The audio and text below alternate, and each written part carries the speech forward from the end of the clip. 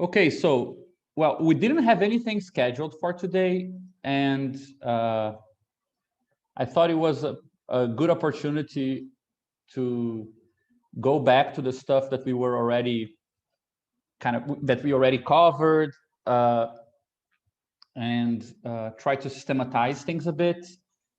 But I tried to do it, as I said here, as a rough account of what we've been up to, but for the benefit of others. And what do I mean by this? First, of course, being a rough account also means it's just like my perspective on this. I don't think it's definitely I'm overemphasizing parts of the project that I've been directly involved in, I'll try to connect, and I hope we can try to do this as we go along with other stuff that is circulating around. But I've tried to not really base it on my research, but base it on the discussions and presentations. But what I call for benefit of others is simply try to do it assuming the least common framework and terminology as a given. And also because I think that, I don't think this will do it. I don't think this presentation will accomplish this, but it would be good to have some sort of discussion that made the effort to kind of register our current state for other people who might be interested in joining at some point, getting a kind of minimally organized view of what we've been up to, what we've been doing. So I try to organize this, not, let's say, with straight focus on the stuff we've been talking about or the problems that are currently on the table, but imagining that or even like historically how you arrive at things, but just trying to give a sort of reconstruction of some of these ideas that might make sense for somebody who's coming kind of fresh into these problems and might be interested or not. I feel like I've tried to make contact with people recently, especially because of the primer, and I felt like sometimes there was a bit of a lack of kind of nice resources we could send people to clarify some ideas or show that this is very heterogeneous. There are many things happening. I think that even though we have good introductions, perhaps in the primer itself, it starts with an introduction, which I remember Reza said it was a good one. It's also quite quick, right? So I think this could be partially considered like a report on how I personally see where we've got this far. And I left a couple of empty slides at the end. I thought that hopefully if I'm not too slow with the presentation and depending on how things go, we could try to fill them in together with like, okay, this is where we think is missing, or this is not good, this requires more development and things like this. So also please stop me as I go, just so also I can include things you guys think is important.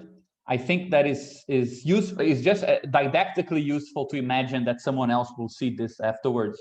So if I'm going through stuff and you guys think you might understand it, but a third party might not, or the implicit stuff is clear to you, but you think it should be made more explicit, it's good to stop and add these things so that in the end we have something which is not just another record of one of our kind of overview meetings, but a record of kind of a semi-consistent presentation of this stuff that we can send other people if we like, right? So I start just with like these two statements that were made in the primer, and more than one person referred that they seemed like a good description of this sort of overarching framework. So I thought it was good to start from there. So in the primer, we are basically recapitulating something that we published as a collective text a couple of months ago, but we recapitulate these 2 points in a shorter form. So I'll just restate these things and start from there. So 2 general objectives of this research project, right? The first one is to construct a theoretical approach to emancipatory political thinking in which the distinction between political economy and political organization is no longer a substantial one, requiring 2 conceptual frameworks. So this means, on the one hand, that the tools employed in producing structural analysis of capitalist formations amongst which we can include Marx's critique of political economy, should be also useful in equally structural analysis of leftist organizations and organizational networks. Inversely, it also entails developing the formal means to consider large economic social structures as particular organizational types. So even though you can call a capitalist economy something like a totality, just because you're calling it totality doesn't mean there's nothing else to talk about. It's still a particular totality, right? Thus allowing leftist categories of political action to find interesting counterparts in broader discussions of alternative social formations and large-scale dynamics. So this first objective could thus be summarized as the attempt to render the following statement meaningful. So one of the things we're trying to do, I think this is actually perhaps a bit more restricted to the primer. We could imagine this statement not being that general, but definitely this is a good evaluative measure for our objectives to make this meaningful, that economies are large organizations and collectives are small economies. And the word small and large here do a lot of heavy lifting, right? Because clearly economies and organizations are very, very, very different. So to say that they are kind of the same, as long as you consider something about their scale, complexity, and so on and so forth, is asking of the concept of scale, complexity, so on and so forth, to account for a lot of very qualitative difference, right? But that's one of the, I would say, one of the nice summaries of a goal of a research, to make that idea more clear, right? And the second objective complicates this picture even further. We aim at not only situating the duality between economy and organization within a common underlying framework, we also want this theoretical backdrop to support the investigation of more social structures and forms than we can already conceive today. So it's not only a matter of bridging this gap while kind of explaining why it exists, right? But also doing it in such a way that the result is not a description of everything, but it's, again, a particular description of a specific world where more stuff could happen, right? That is, such a framework should not only be broader than both political economy and political organization, but it should also allow us to express other forms of economic and collective organization still to be discovered and tested. Just as the first objective requires us to construct a scale-sensitive conceptual grammar, right? As we were talking about, this large and small makes a big difference. The second proposition requires this framework to have a practical and informative counterpart, which entails making the following statement also meaningful: that social organizations can be treated as political experiments.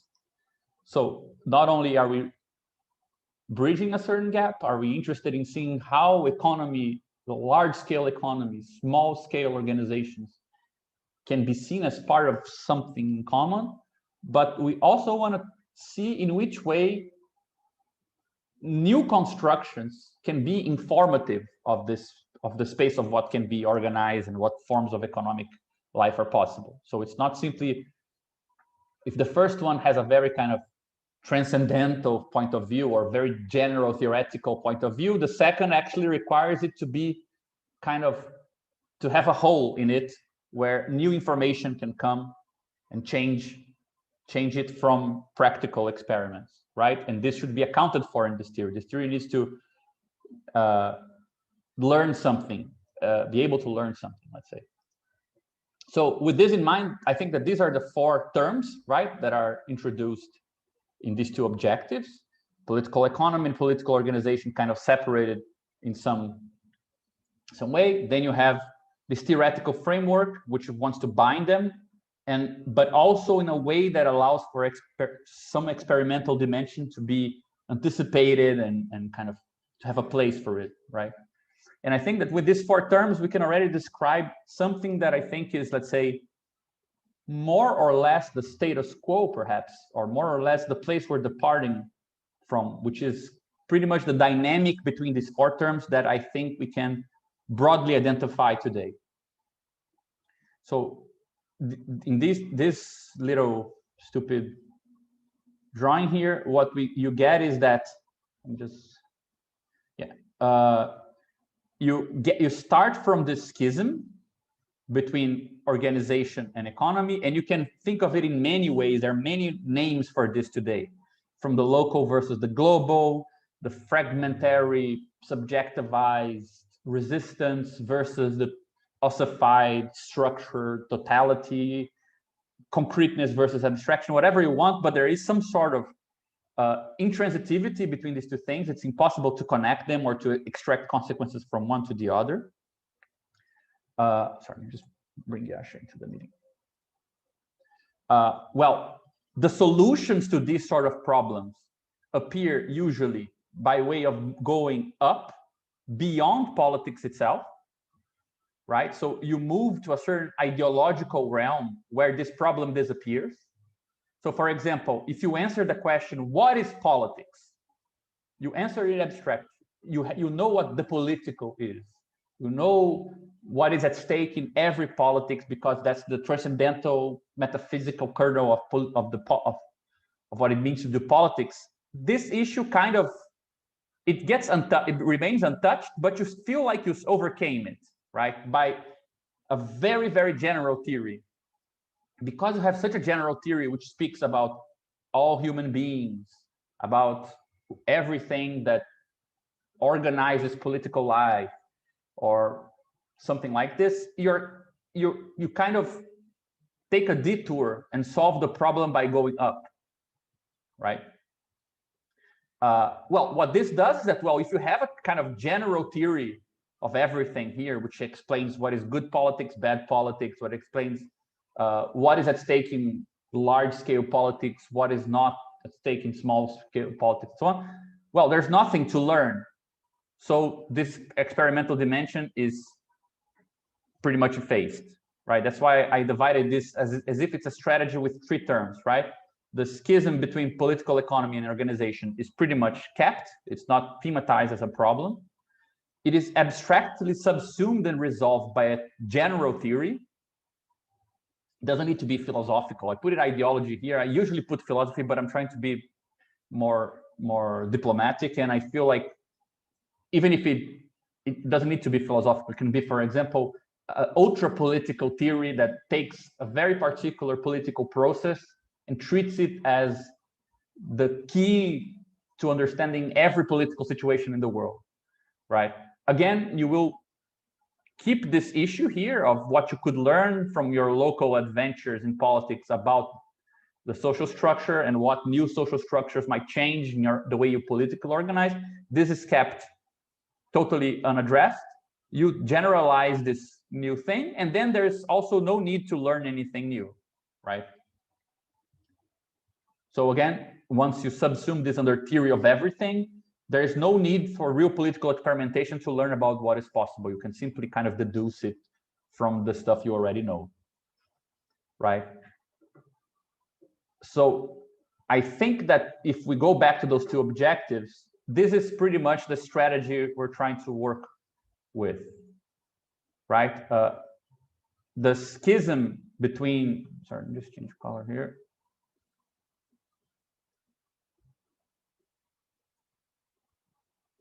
Yeah, fuck it.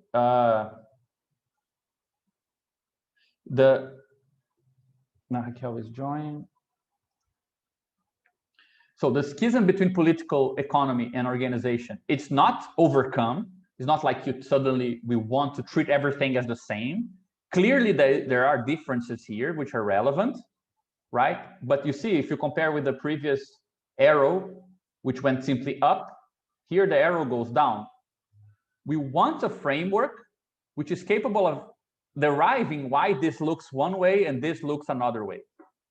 And if you have that common framework, through it, you can also imagine these things moving from here to here as well, right? So the schism between political economy and organization becomes derivable. So it is itself thematized. You can talk about it. You can talk about why it appears in some places, not in others. It becomes an important theme for politics and for political thinking, right? This framework is not only concerned with dealing with these two things at once, but it's also trying not to be a theory of everything. That's why it's moving from this general kind of idealized description of the social world to something that is more intimate or closer or more constrained to the matters at hand, right? And precisely because it is constrained, it also requires to learn new things, right? So it's constrained to political matters in such a way to remain susceptible to political experimentation, which will affect both these things. So you get kind of a virtuous circuit here. So I hope that the difference between these two things is kind of clear, right? To overcome this problem by going to a general theory where it doesn't exist, because there is no, everything is already kind of visible from there. So you, at the same time that you avoid this, thematizing this problem, you also lose the experimental dimension. Whereas here, you try to remain closer to political matters at the same time that you try to thematize why these things appear differently, and you are required to have space to learn new things, because this is becomes a historicized framework in a way. One question that I have, Gabriel, is what is the impetus in page number 6 for, or maybe I misread the diagram. The schism that you show between political economy and political organization, is this a schism? Is this the structure of this schism, or the reason of this schism is because one tries to provide a mapping directly from political economy to political organization, or vice versa?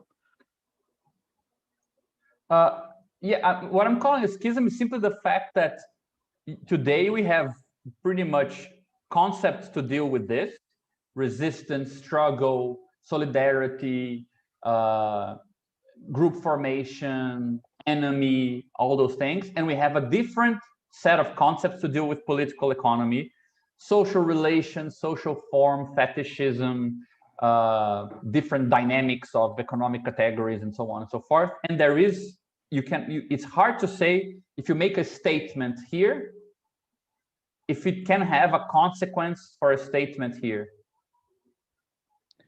or vice versa. They are unrelated in a way, right? Correct. But the reason I'm saying this, that the structure of the solution in page 7, if you remove the line between political and economy and political organization, the structure of the solution is the same, except yeah, that, you can imagine that line is still here, right?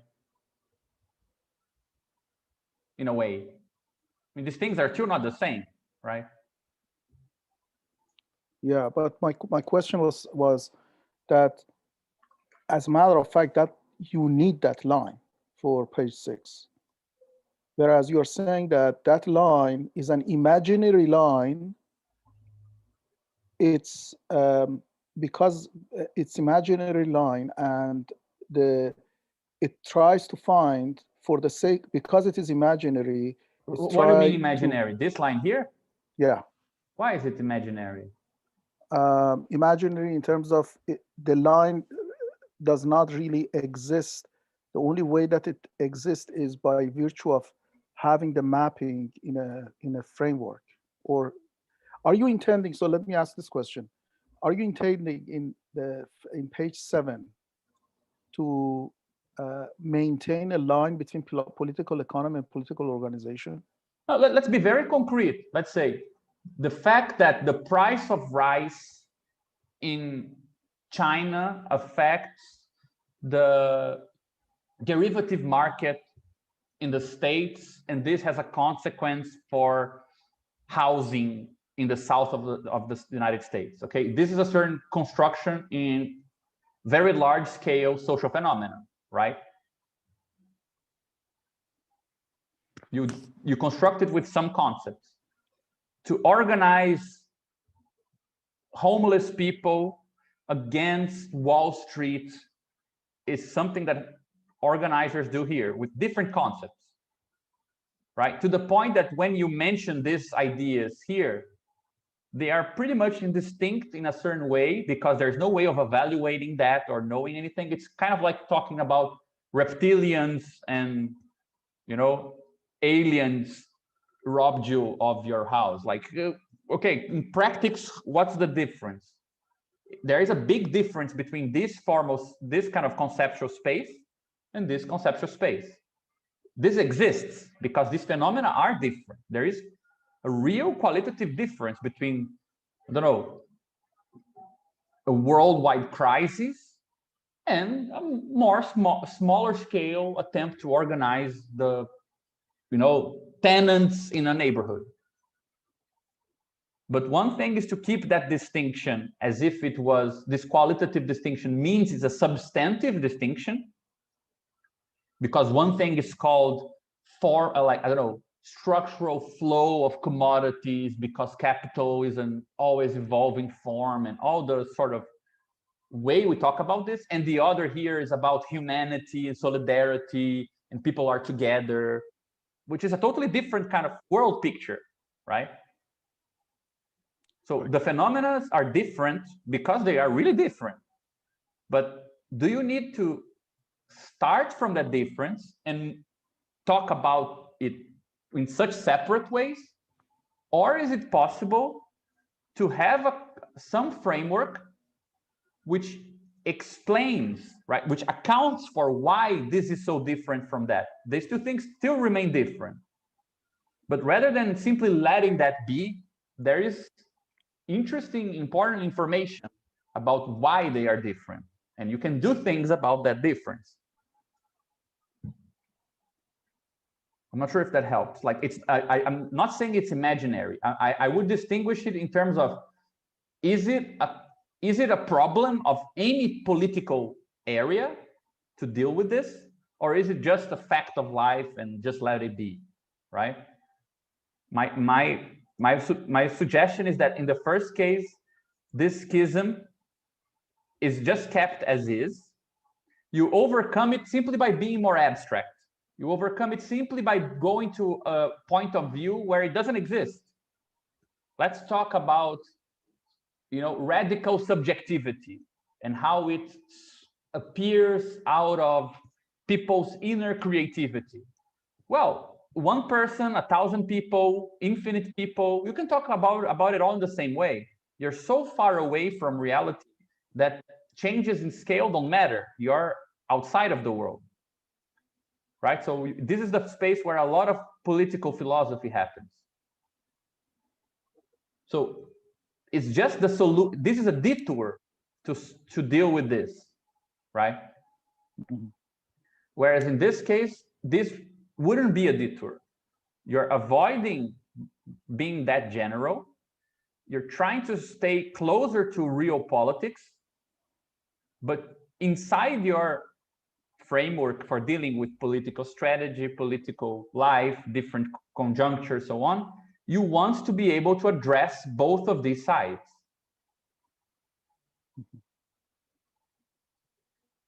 Not sure if that clarifies. Okay, let's continue. I think I'll think about this a little bit more. Maybe yeah, hopefully, I mean, I try to address it a bit better later on. I added 7. The presentation is divided into 7 bits, which I think cover pretty much a lot of the kind of related areas of discussion that just those 2 objectives require. If you want to deal with those 2 objectives, you need to deal with at least the 7 different researches. First of all, you need to be able to say what's wrong with political economy. Why isn't Marxist critique of political economy good as it is? So how do you need to diagnose impasses and problems in the current critiques of political economy? Otherwise, there is no reason to do any of this.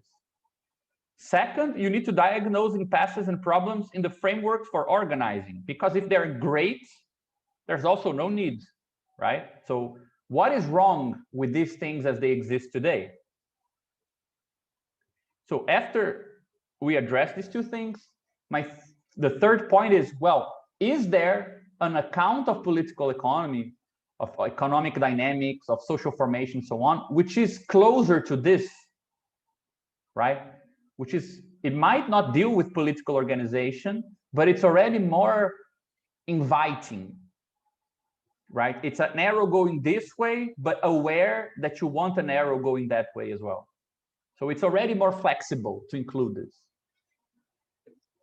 Then the fourth point is there a description of political organization, engagement, and so on, which also has the same flexibility.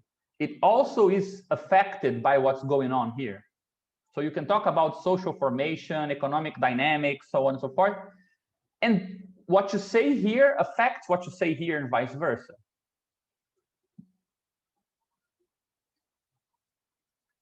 So, but that's not enough, because there is a lot of work, and I think a lot of our efforts have gone in this arrow here, which is how do you criticize this general kind of political ideology, the sort of spontaneous philosophy of political thinking, and find, so how do we do a sort of philosophical and political critique of these ideological generalizations? How do we distinguish improper and proper connections between this framework and other fields, so we can use other fields and can learn things from other areas?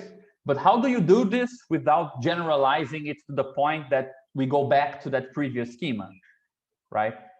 Where solutions and the content of the theory just comes from science, for example. So on the one hand, you want to move away from this towards this more intimate relation with politics. But on the other hand, you're also borrowing from many fields in order to do this, right?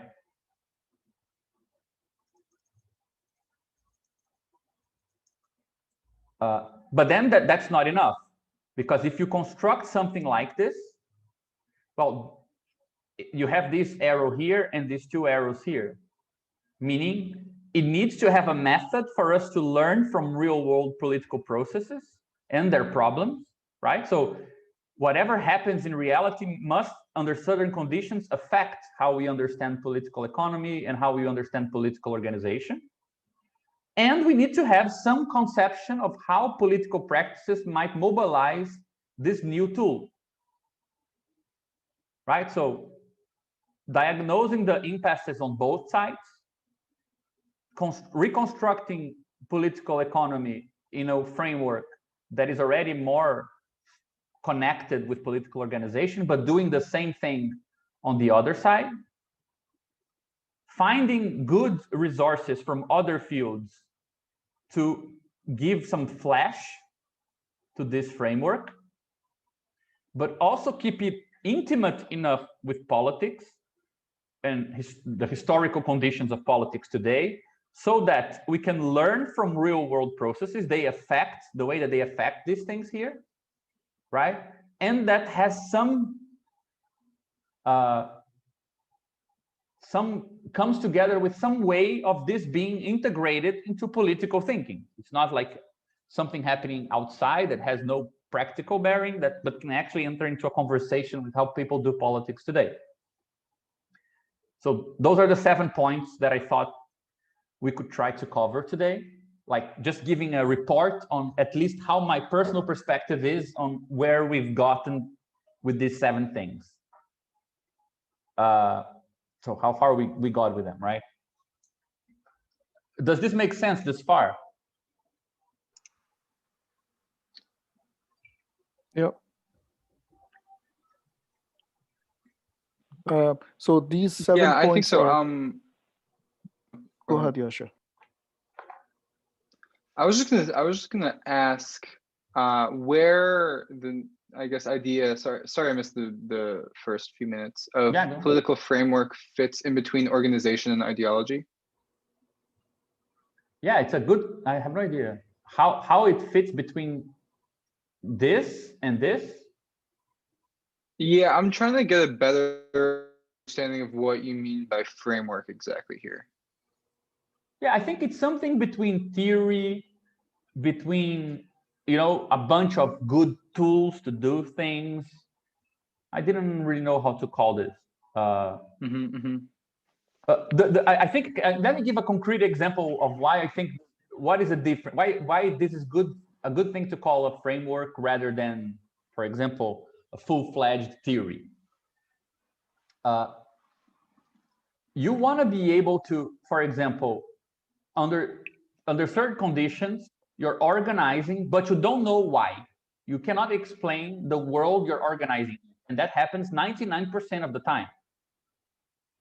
So once this question, in other words, let me just go back to this simplified thing here, the most simple one, right? So what you want is, let's say there is a big divide between the structural conditions under which we're working and what we can know locally as a group of people, right?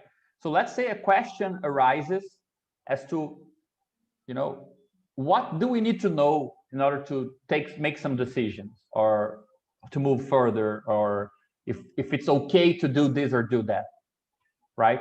Since we don't really have direct access to this, to the totality of the structures that determine the relevant structures that determine the political space, you might be tempted to go to some general theory here, which can give you an answer. Yeah, well, the bourgeois is bad, therefore you shouldn't be selling lemonade to pay for the protest banners. I don't know, something like that, right? It's a kind of general principled statement of what you should or shouldn't do, right? And it's actually pretending to derive it from this analysis. Well, but there is an alternative, which is to have some theoretical framework which allows you to say, yeah, you won't have all the answers, right? So you could address this you could look at it differently and say, okay, I don't know, but I might find out. And this might say something about the world I'm in. I see. So it's like something that can factor through both political economy and organization. Yeah, to get to the experimental dimension, it takes both into account. Yeah, so but you see the difference, right? The first a question arose here. You can't really access this to know where you are and get an answer. Because you can't, it will actually go this way to a general theory, right? Which just tells you the answer. And in this second case, this is like a this is blocked. The parallax thing, right? Yeah, it's that. I think it's very much connected. Yeah. Same idea. Yeah, I'll try to go into that right now, in fact, because. But I just wanted to make sure that this doesn't sound like. I mean, this is totally crazy, but that it sounds the right sort of crazy. It's crazy, but it has a very, very kind of concrete kind of underlying problem, right? I have a question. Can I say something? Go ahead. Oh, sorry. Yeah, I just because I can't see the diagram, but I'm imagining it right now. And do you want me to send you the PDF? I don't know if you can open it on your phone. Yeah. If you could send it through WhatsApp, I can look at it. But I was thinking of two very concrete examples, and I think we can distinguish our framework from these two examples, and I think it would make it clearer for us, because right now the state seems to provide an interface between organization, like local organizations, and this bigger space of political economic dynamics. And there are two forms, at least. One is the company, right? The business, which is a legal entity that can interface with capital, basically, like interface with the world of commodities. And then there's also, I would say, on a different level, there's like political parties, right? Political parties are another form that can kind of have this legal status that in both cases, the state gives this level of this interface that I think kind of bridges these two things, but not in a way that's very rich for different forms of organizing, right? That's why, yeah, that's a really good idea. Let me add this here. Sorry. Yeah. So the problem that you raised, one concrete thing that we have no answer for is, for example, you're trying to start something new, like a different, let's say, non-capitalist form of organizing. And then a question comes up like, how much should you align yourself with, let's say, a given political party in your area, right? Because they have the existence, the legal existence, and the kind of, you know, the weight of political force or whatever in the current world. So it does seem like, you know, a lot of organizations, when they get big enough, they need to somehow decide, like, should we, you know, support a political candidate, for example. But you still want to maintain, you don't want to be completely absorbed into that form that the state has created, right? The political party form. Mm-hmm. So I think that's where our framework is kind of different, right? We want to somehow acknowledge that there is this form required to bridge the gap between local organizations and then this global political economic space. But we don't want to be subsumed into what the state currently provides as a form. Yeah, I think it's a good. It's very sad that you can see this, since I'm just trying to write down what you said. But by the way, I sent you the PDF on WhatsApp. Yeah, but I think you raised the perfect point. I kind of summarize it in a way that I think it could be better done, which is, if you assume that there is some mismeasure or some opaqueness between situated organizations, militants, and so on the one side, right? And social structure at large, includes economy and so on. Then there are certain available mediators, right?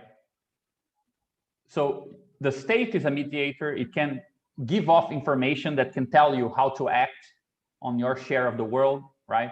Companies can also do so. Why not? For or against. You can also go against a company, and that's your measure of what you're doing. Political parties can function in this sort of mediating role. And what I try to add, which is why I called it ideology, because I think that for the theoretical point of view, this is what, let's say, is in our way. It's just the ideologues, right? And it's not a word we use very much these days, but it's just this sort of sophistry, which implies that, and it's funny because the classic sophistry supposedly went to a more fragmentary point of view to kind of get in the way of you understanding the totality. But you can get the opposite type of sophistry, which is such a general absolute theory, which also offers to mediate and get in the way of you learning something. So you can have a sort of philosophical or a sort of abstracting mediation, not only, let's say, through institutions, right? You can have theory itself being this mediator, which is, again, saying you don't need to experiment something here to learn. You don't need the experiment because you can learn straight from the source, so to speak, right? So it's not about removing mediators, but what the point is, how do you add something else, which we call this sort of political framework here, which is also mediating, but rather than substituting the sort of more situated way of extracting information, it's actually giving you tools to do so, right? I have a question, but if I'm not interrupting or no problem. Your train of thought, I think it was on the. I opened up the PDF. It was on the, I think, 8 or 7 page. Can you please? This one. Yeah, that one. I have a question, and it's mainly probably due to my being ignorant of the whole framework, but I have I'm a bit confused with the arrows. because one time you went and you did the route, and you went from political organization to political framework, then down to experimental dimension and into political economy. And I was wondering if it's a necessary way. Yeah, like this, right? Yeah, if it's necessary to do that sort of whatever, or if you can go straight. Because if you can go straight, it seems like what you're calling a political framework is it's mainly a translation, a model for translation, something that maintains itself theoretical enough to be indifferent to both worlds, but still not enough. It's not, how do I say this? It isn't caught up with itself too much. It doesn't turn into theory. Yeah. I think that's, if I understand what you're talking about when you're saying the difference between ideology and political framework, is because it doesn't concern itself with itself too much. Yeah, I think that's a good way of putting it, because, for example, we gave the example of coming up with a question politically, and how do you, let's say, deal with the fact that there is no general answer, right? You cannot do this, and then instead experiment and learn something. But that's not the only way. Sometimes you know things, right? I mean, and in fact, we know a lot of stuff. So how do you translate stuff that you already know into a way of talking about it that is actually useful for political practice, or vice versa? That might not require it. It might be, I think, more like what you're saying, as if the movement is just going here, right? More like translating. I don't think these arrows mean that much. Like, I mean, there's way too many arrows on this page anyway. So no, I wouldn't like get too stuck on it.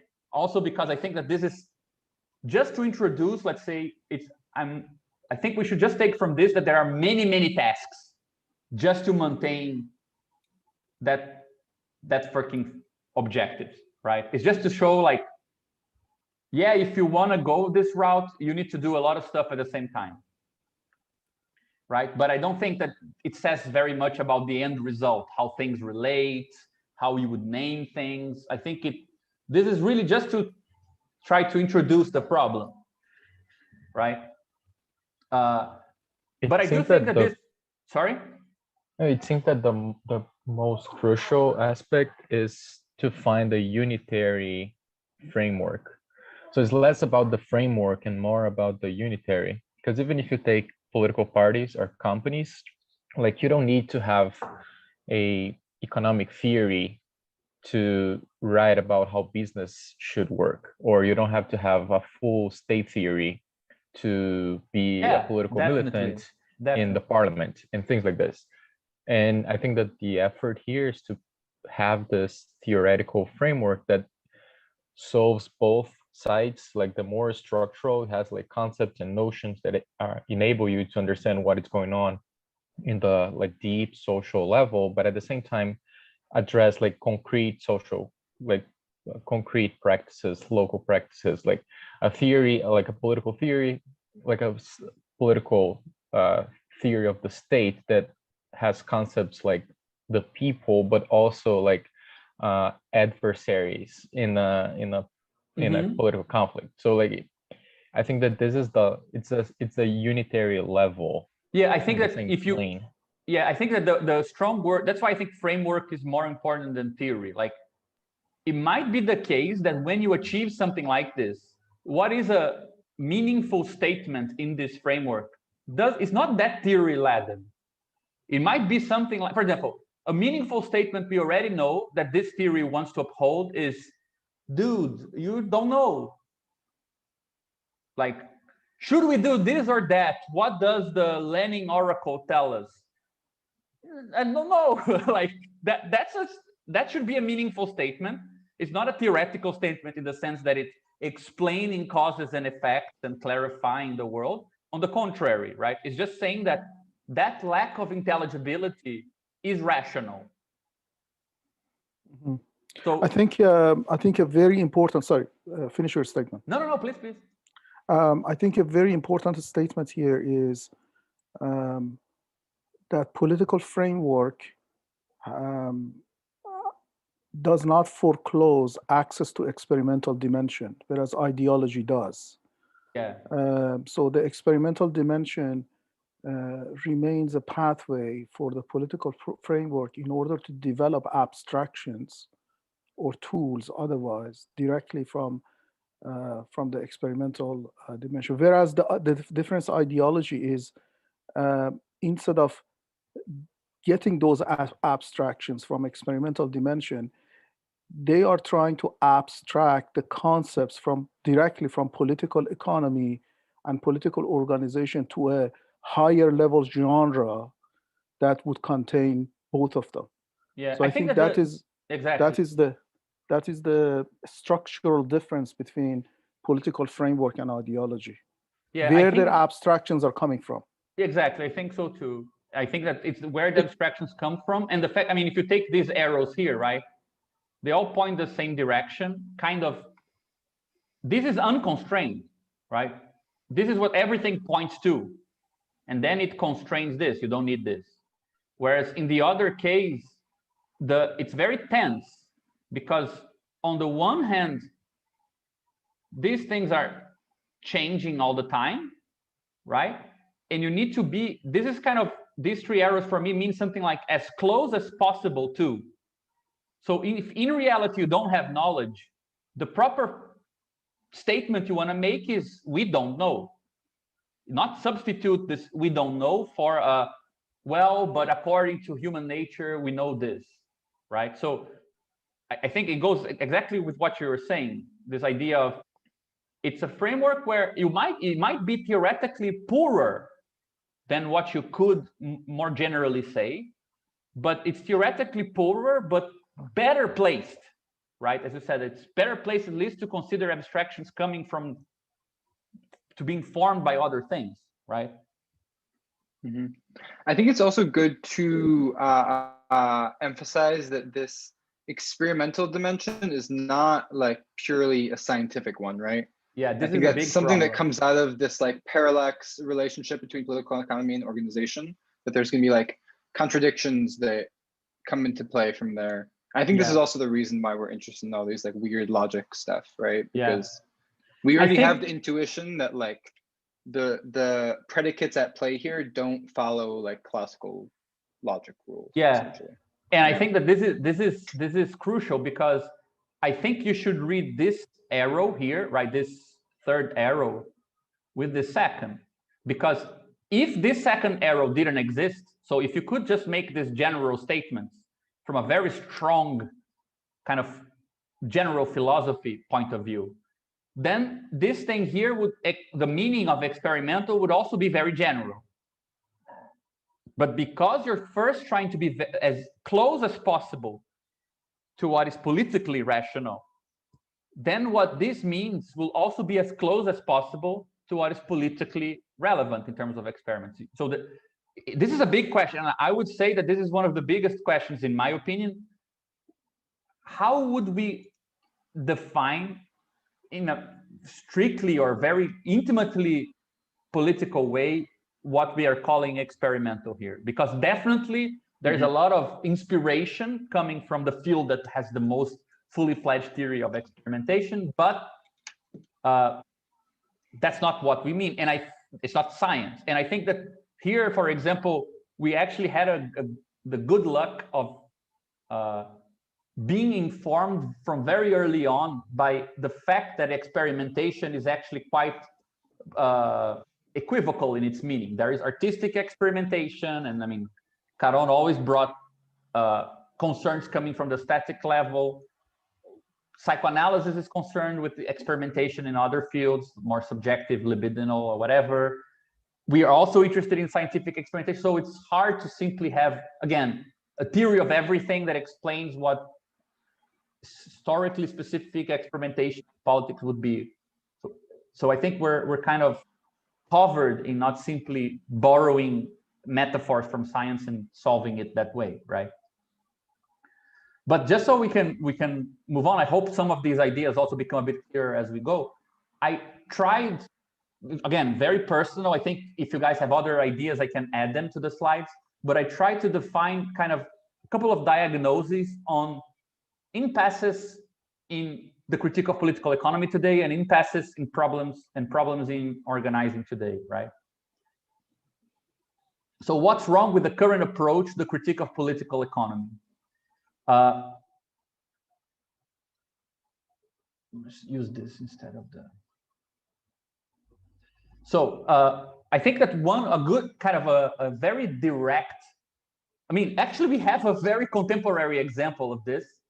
A couple of days ago, a very famous value theorist just gave Anselm Yappe just gave a lecture together with some other theorists, and he just made a fool of himself kind of with the way that he derived political kind of positions out of the very radical Kurtzian value theory that he espouses. And there was an interesting debate online, not really a debate, just many rants compiled together about how value theories make for poor political strategists, and how usually they downplay the importance of any concrete political struggle, but not really taking the anecdotal, so focusing on it.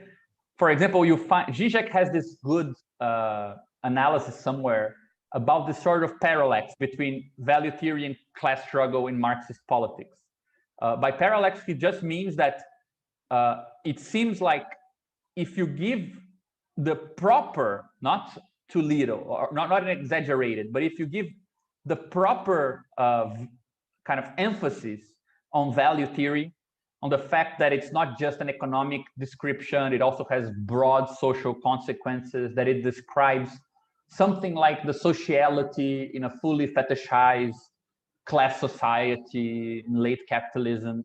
So if you fully expand the possibilities of value theory in Marxism, it leads you to downplay class struggle, workers' movement, to conceive the worker as pretty much part of the capitalist process and so on. Whereas if you give the proper value to class struggle and political struggle and so on, therefore focusing on strategy, mobilization, agency, so on, you tend to devalue this more structural kind of socially transcendental point of view, which is equally valid. So it seems like you need to choose which of the two you emphasize, even though that choice is not an overemphasis, it's not an exaggeration. It's just that when you find the proper position to talk about value, from that perspective, some things disappear from the horizon. Whereas when you take the proper political, conjunctural, strategic point of view, some categories disappear from your radar as well.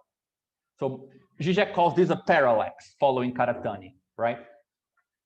But I mean, you could argue that, I mean, for all the amazing efforts you can find, there is historically a difficulty integrating into a dialogue with Marxist critique of political economy, theoretical frameworks that come from other fronts of struggle. So even though in one level, we are committed when we describe categories like value, money, things like this, we're committed to the idea that we're describing a sort of underlying structural logic of the social space in capitalism. It's weirdly complicated to embed into it other frames of analysis, which we ourselves claim to be more restricted than ours. So it's different. For example, if somebody comes with anti-colonialist description of slavery and its relations to contemporary capitalism, you can claim that that's a more restricted view. You're focusing on some phenomena, you're not focusing on the bigger picture, whatever. You could argue something like this. But if you do, it seems like the consequence is that the two things should be compatible, with one being the richer framework under which the other falls. But usually that's not what happens. What you do is that you first claim you have the more general framework, and then you claim the other framework doesn't fit. But those are contradictory statements. If it's the most general framework, the other framework should fit, right? So it's very weird mixture between saying you already have the better description of the same phenomena. You want to understand critical questions in climate change, Anthropocene. Well, we have a really good theory of this. We can really see how these things relate when you consider forces of production and land or whatever. Well, but if that's the case, in some level, you should be able to accommodate the poorer theory, right? Or to at least save something of it. But what you usually get is actually a sort of critique that those frameworks have nothing to add. It's not simply that they are translatable, it's that they are illegitimate, right? So, of course, there are many developments, but my impression is that they are generally a bit kind of Ptolemaic, in the sense that at best you make a small increment to what you already knew. Nothing fundamental is changed by any of the novelty. So critical ecology, social reproduction theory, critical race theory, generally they don't get to add anything structural to how you think about political economy and the critique of these categories. They are usually, let's say, accidental addendums, right? I add here the peripherization theory, which is not really such a clearly developed one, but from these ones, I think it's actually one which helps see, like it kind of summarizes in a way the other ones. But this idea that there is something about the vector of historical development that historically inverted or revealed itself to not be what we imagined, the basic idea that developed centrally developed capitalist societies, advanced capitalist formations, they tend to expand towards the periphery, and of course, in a dialectical way, depend on the peripheries, forming a sort of parasitizing cancer formation around them, but still they have the, let's say, the place where the logic appears in its purer form, to a situation where it's the inverse. And the hybrid status of peripheral formations in capitalism, they give the pure form of what's going to happen, or if it's not already happening, to advanced capitalist formations, which are starting to lose their momentum, right? So again, that's a theory that doesn't have small things to say, accidental addendums to make. If historically it is possible that those vectors of expansion should invert or reveal themselves not to be how we thought, that says something about the history of capitalism as a whole, and not just kind of addendum you can just put as a footnote or something like this, right? Again, I'm being very superficial here, guys, so please, if you have other things you'd like to add, let me know. Another thing I think is relevant, though I don't think it's framed in the best way, but is a sort of primary reliance. And my problem is not that it relies, but it primarily relies on philosophy rather than politics to justify itself many times. So if you ask, for example, on a social network, just to get the worst possible version of the answer, like if you ask around, like, why Marx starts with value, or why categories are derived the way they are, or how should you make decisions about what to accept and what not to accept in these other frameworks that are trying to map out important tensions in social world today? Most of the answers come through a sort of philosophical commitment. But that's not Hegelian, for example, or Marx was committed to this and that and so on, or through some philosophy of science, because Althusser said that Bachelard said or something, rather than having any measure of political consequences being good enough kind of criteria to evaluate, should we add this, should we not add this, is this worth changing or not worth changing, or something like this. I think that this is not a good formulation, because clearly what I'm calling philosophical base is just the fact that there is some very broad, theoretical, immutable principle that is allowed to do the mediating kind of decisions as to, do we bring this from science or not? Do we bring this from, you know, do we go back and reread Marx for the 100th time to now understand truly that everything was there already, right? It's more exegetical, perhaps. But then this is, of course, not everything. The critique of political economy is also filled with sort of internal challenges that create this sort of huge spectrum of different interpretations where no one agrees with no one, and kind of just reinforces something which we will see in a bit again, which is the sort of the paradox that contradictions inside Marxism are more visible than contradictions between Marxism and the rest of the world.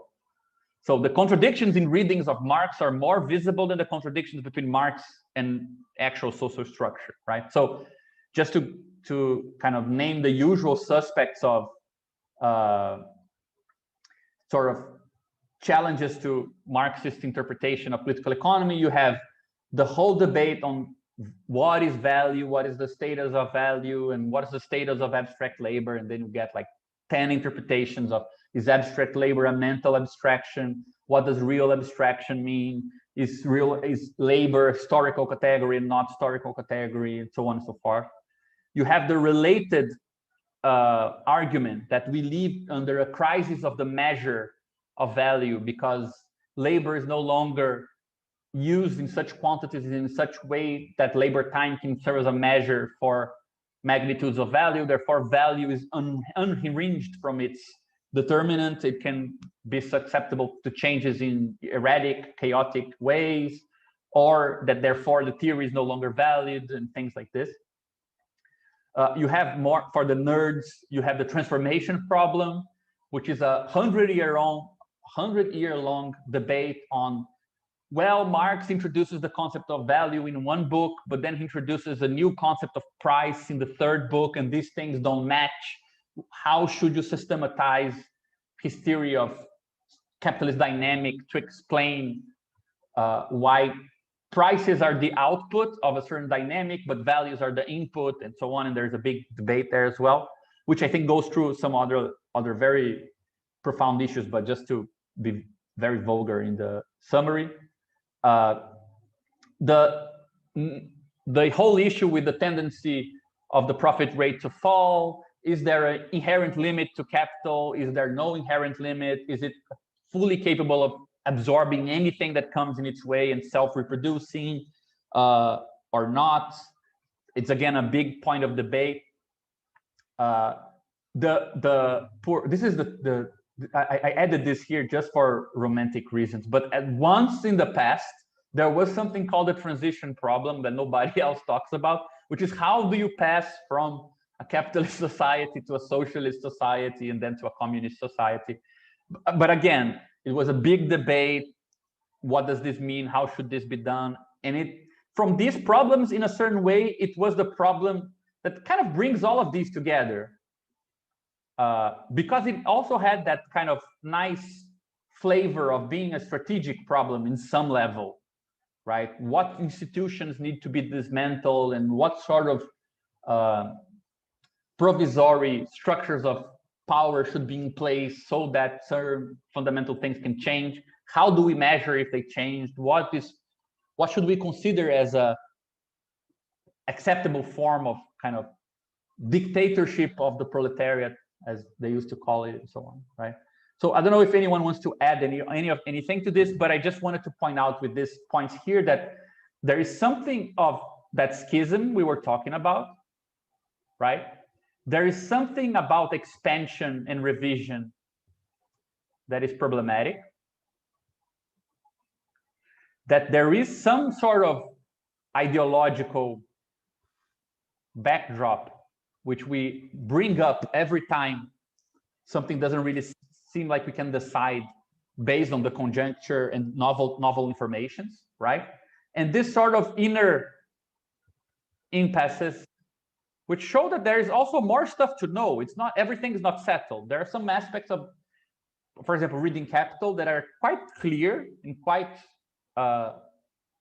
well described, but there are other stuff that everyone is debating for 200 God knows how many years, and we're not really clear on how to deal with it. So there's definitely open problems, right?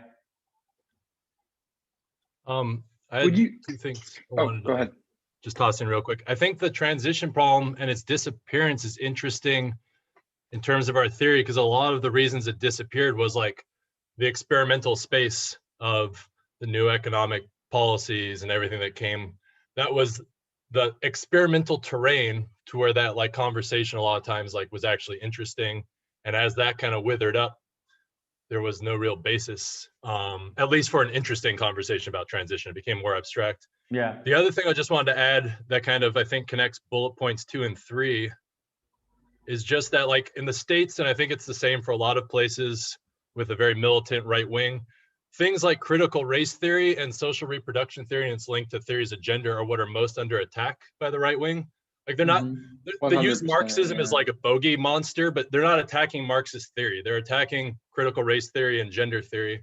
And so I think that indicates like, that just requires us another level to think about. Like, why is that the main focal point and not others? What do we do as Marxists in response to that, both politically and theoretically?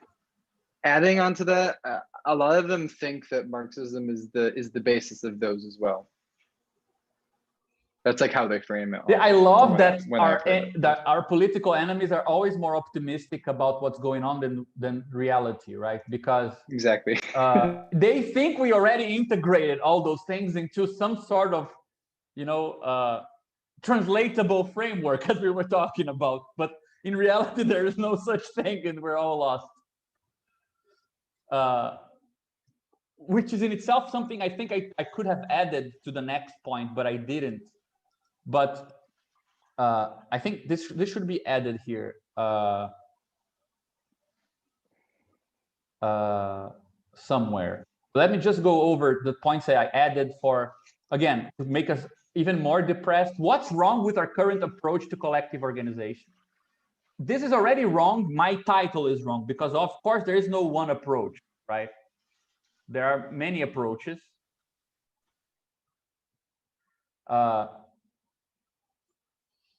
And some work much better than others.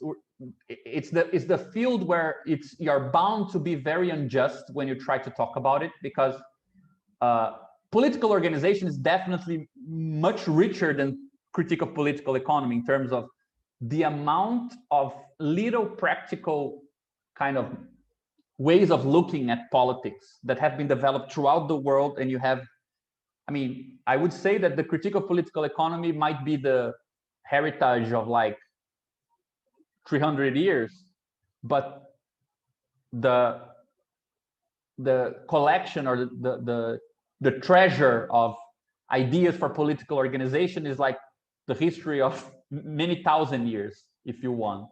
So, and across the globe, and it's very porous, it's very different,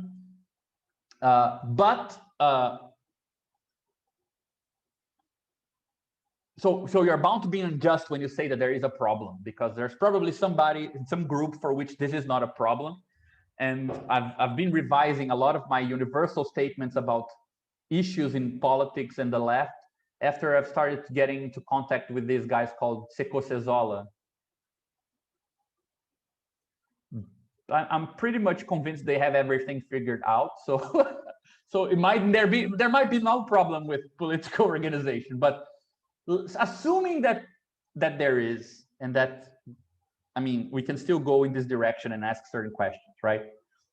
I think that the whole point is that even though there are many approaches, right, and you can find this dense heterogeneity of methods and ways of approaching organization strategy and so on, there are some unacknowledged common challenges. And I think as we go along, it will become clear why these common challenges are not simply something accidental to remark in passing, but for communists, they should be probably the biggest focus. At least it's a defensible position that communists today, interested in what Marx called the movement as a whole, will only see that whole by looking at common challenges rather than looking at common statements, right? So taking from the experience of the circle, but also, for example, from our reading of Aurora Apolito's the problem of scale in anarchism and cyber communism, right? I think, to put it very bluntly, very simply, we can kind of remark that there are at least 3 very big issues that appear across very different and heterogeneous forms of organization, right? So the problem of growth, how do you grow as an organization? What sort of challenge that the intrinsic problem of growing produces? It's not coming necessarily from your external adversary or political forces. It's coming from, let's say, the weight of the growth itself, right? They call it a scalar problem, but I think, just to be a bit simpler, we can call it just the growth of the organization. Problems of complexity, because organizations don't simply grow and become more of the same. Weird phenomena appear as these become more complex. It becomes irreducible to, let's say, an organization based on certain principles can become irreducible to those principles out of its own dynamic, not because somebody kind of took it out of its way, deviated in an opportunistic or authoritarian way, but simply due to this weight, right, of growth. If something grows too much, it can acquire certain properties that emerge there that were not there before, that make it harder to sustain the principles that founded the organization, right? And a third thing that I think is irreducible to those other 2 problems, which is connectivity, which is how do different organizations relate amongst each other, share information, share history, support each other, or kind of form a larger organism rather than those single organizations on their own, right? So those are, let's say, types of problems which we could call something like intrinsic problems. Even if the right didn't exist, if there were just some leftists in an island with resources and time, growth problems, complexity problems, and connectivity problems could emerge anyway, right? Plus a lot of other problems. But anyway, the second thing that I added here is an unacknowledged common challenge, which I think is perhaps not very well framed in this way, which is that internal tension within the left tends to be more visible than its external effectivity. And I would add something that I didn't put here, which I think it's also something relevant and that kind of appears across the board, which is that generally you only measure effectivity and let's say you only get to know what happens in terms of growth, complexity, and connectivity and strategy and so on by an evaluation of your adversary. So, for example, to go back to a problem we were talking about before,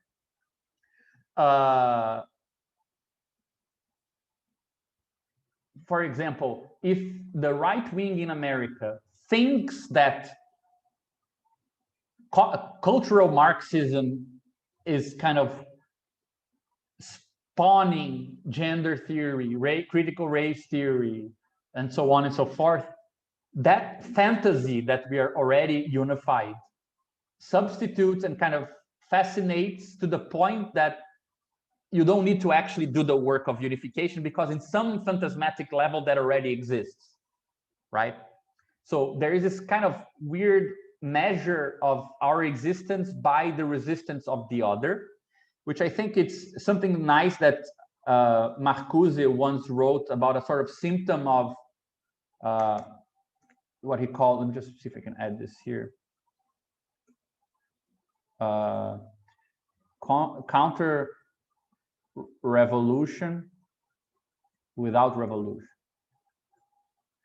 right?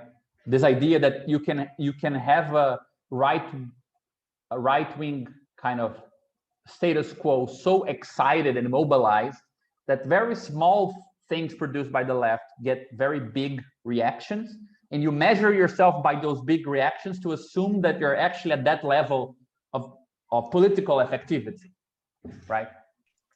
Yeah, I think that's been the status quo in the United States for a while. Yeah, and I would say it's not only the United States. Probably Brazil now too. Yeah. Yeah, we've It's been that way at least since 1964. Well, the coup in Brazil was justified in terms of the communist menace, right?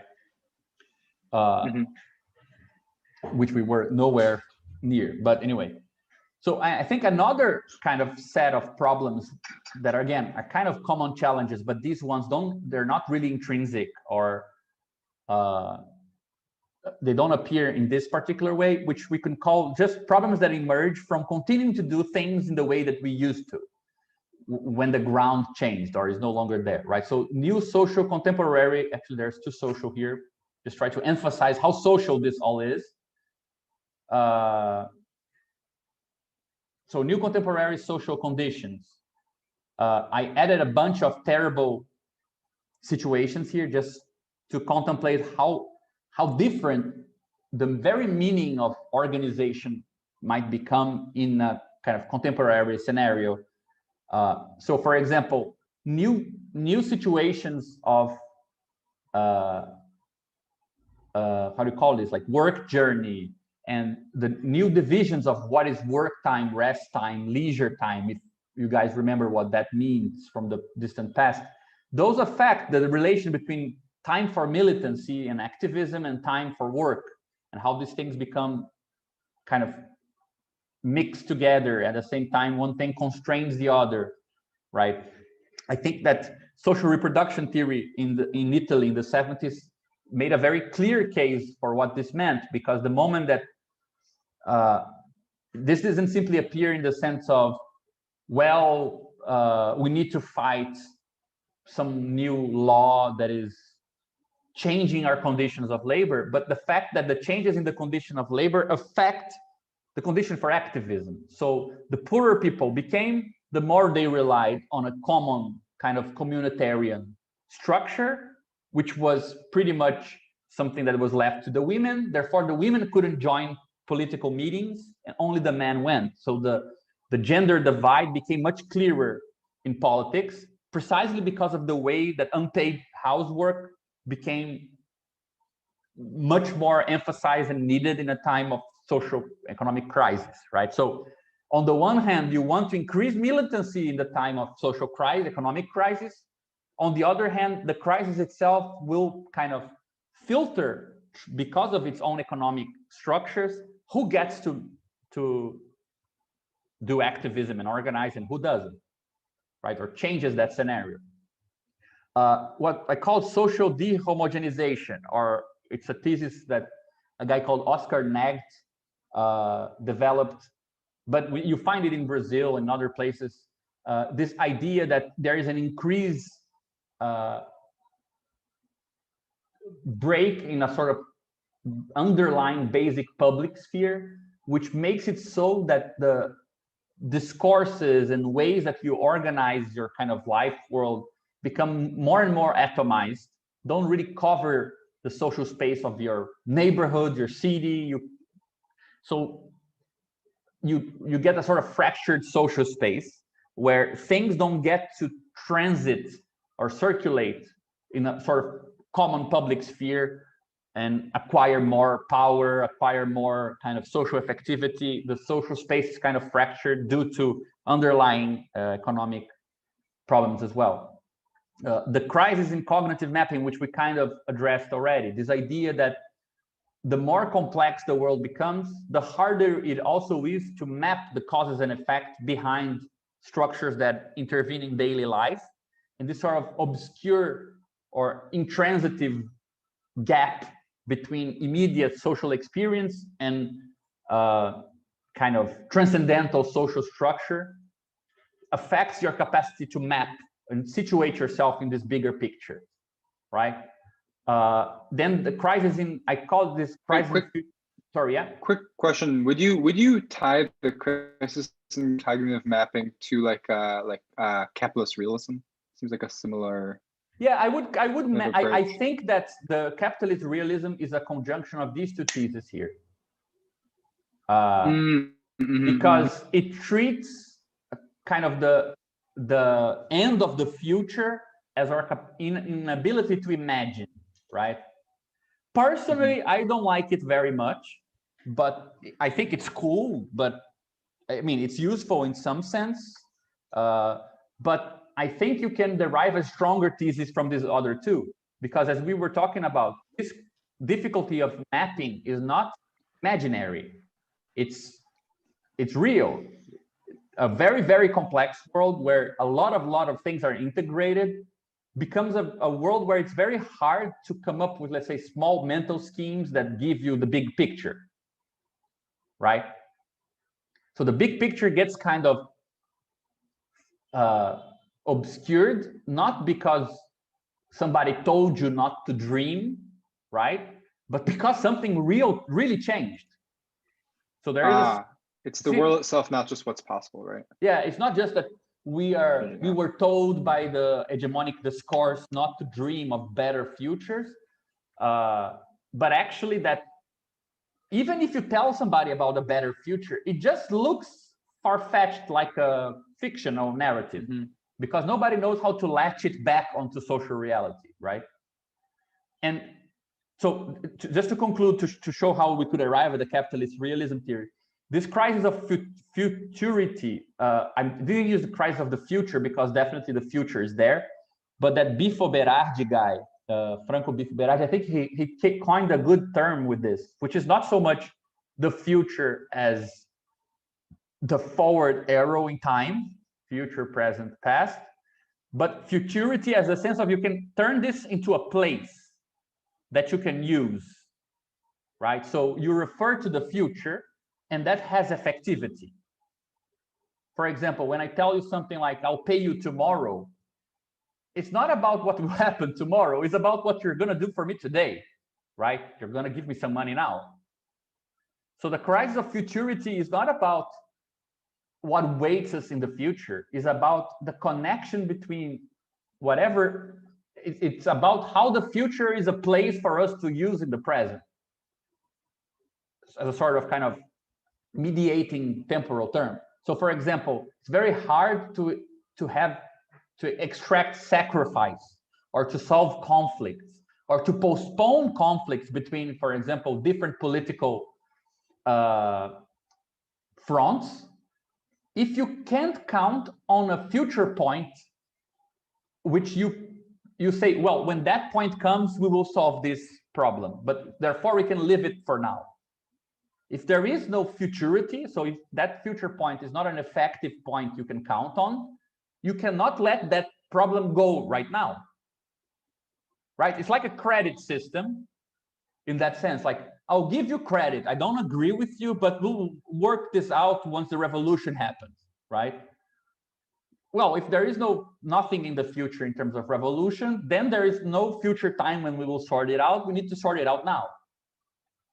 So there is this sort of emptying out that the future has something unknown, that you can risk things in the present because of it. And at the same, so this could be the temporal crisis, right? And the cognitive mapping could be the spatial crisis.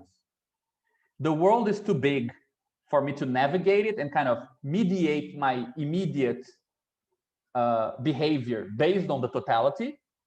And I can also not mediate my immediate behavior based on the future. So if you combine the two and you make it a bit more grungy and emo, you get Mark Fisher. But it can look much worse than that, I think. Gabriel? Yeah. You mentioned under like the intrinsic problems that a lot of times I thought like Trotsky's Revolution Betrayed, that like the concept of betrayal ends up kind of coming to explain these quote deviations, right? Or some kind of like failure to be authentic to the revolution, something like that. Yeah, I think that's for me, that's a classic problem, but I'm not sure how common it is or how specific to a specific Marxist trend it is, that in deadlocks here, right, usually are it was more retroactively explained in terms of somebody betrayed, right, morally explained, right? Yeah, because I think like well beyond any Marxist trend, just in general, at least, you know, being an organizer in the States, so not going beyond that, like the idea of, oh, we failed because of some party's betrayal is very common. So it seems like that kind of logic in and of itself is a major part of the issue in the left right now. And I don't know how much it should just be seen as a derivation from a failure to think versus kind of like a problem in and of itself.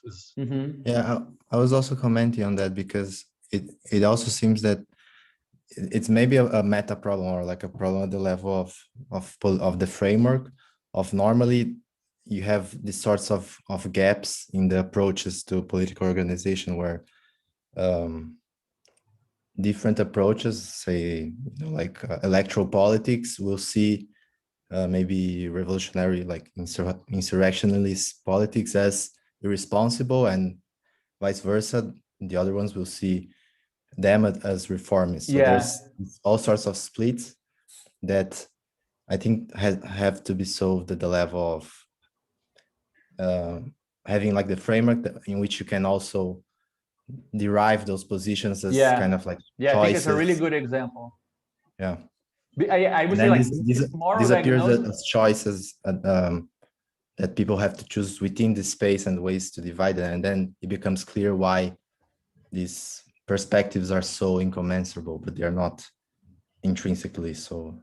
Yeah, I think we can account for that, like in this idea that there's something about these internal tensions, right? So if you have an organization 1, organization 2, and 3, and they are structured very differently. One is like a party, the other is a small autonomous collective, and so on. It's easier to evaluate the deficiency of the other leftist organization, right, than to evaluate, let's say, what went wrong with you, or evaluate something regarding the world in general, right? There's something about this sort of diagnosis here. Like they are taking the wrong route. That seems the most visible one. I think that it's kind of connected with what you were saying, but again, I'm making a bit of a caricature of the argument. It's connected to your book too. Yes, it is. But leaving the self-promotion aside, I think that another way of also once you have all these kind of problems, right, which are, let's say, we can call them economic, social in a more broader sense of a sort of disintegration of social space, spatial, and temporal. So the contemporary world looks very bad. We have all these internal problems here, intrinsic problems, to deal with.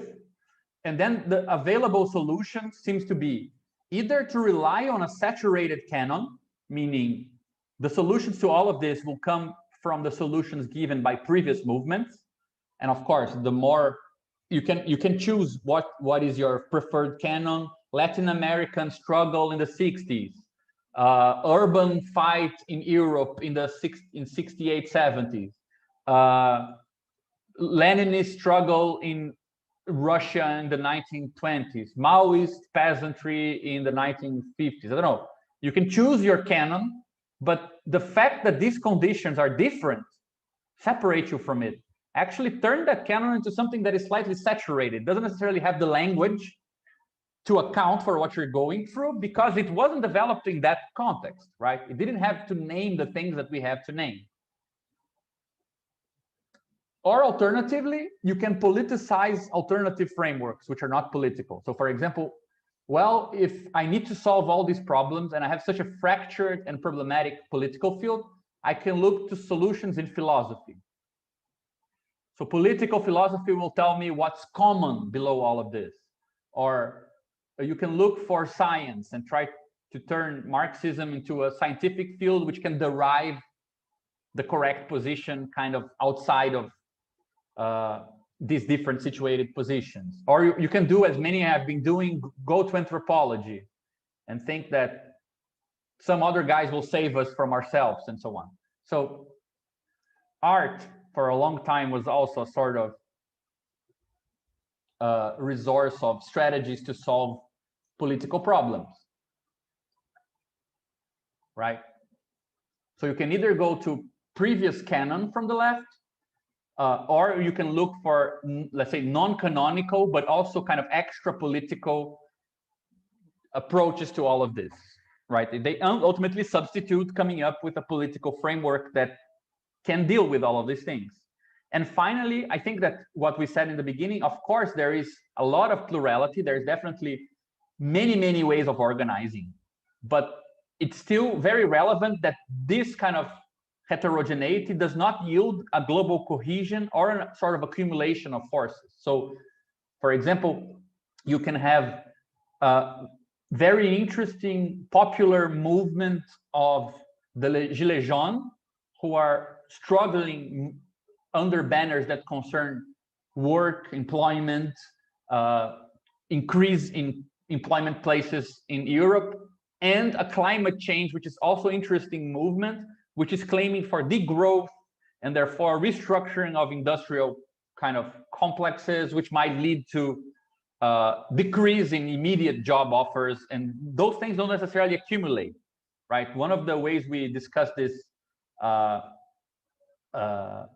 for example, another example, which I think is good for the Brazilian context, it hasn't happened this way yet, but it will, in my opinion. Defenders of the public democratic space and defenders of the decorum, of proper presentation and speech in the public spaces of politics, they're trying to kind of take out of the picture the sort of vulgar right-wing politicians, but there are also those struggling to bring, you know, a more popular representation of the country into the political sphere. Well, but there will come a time where a truck driver is elected to the house of whatever, or the Congresso, and he will speak more like the vulgar politicians of the right than the democratic, secular kind of polite people on the left. So it's not always that these vectors accumulate forces, right? In a complex society, what happens is that you can have many vectors doing things that are justified as leftist politics, but the sum of these vectors is actually something going some way that is none of the three, right? That goes somewhere that's, if not unwanted, at least unexpected. It has weird effects, right? I'm not sure if anyone wants to add more depressing news to this bunch of problems here before we move. I'd maybe add also there's this kind of problem between the continuity of struggles, like you trying to like what happens afterwards, all sorts of, you know, like normally the struggles in are becoming like have this temporality that's really they start really quickly, they disperse, and they end also really fast, and you have, it's not clear after that happens what sort of thing you accumulated. Is related to the last point you made, but there's also like the opposite of that is when you bet then on formalization, on organization, you try to sustain something that survives this fast scale, and then you also left with problems of suddenly being, you know, just self-reproducing your own space. So I don't know how I would call that, but like there's some incompatibility between, let's say, popular revolt, temporality, and the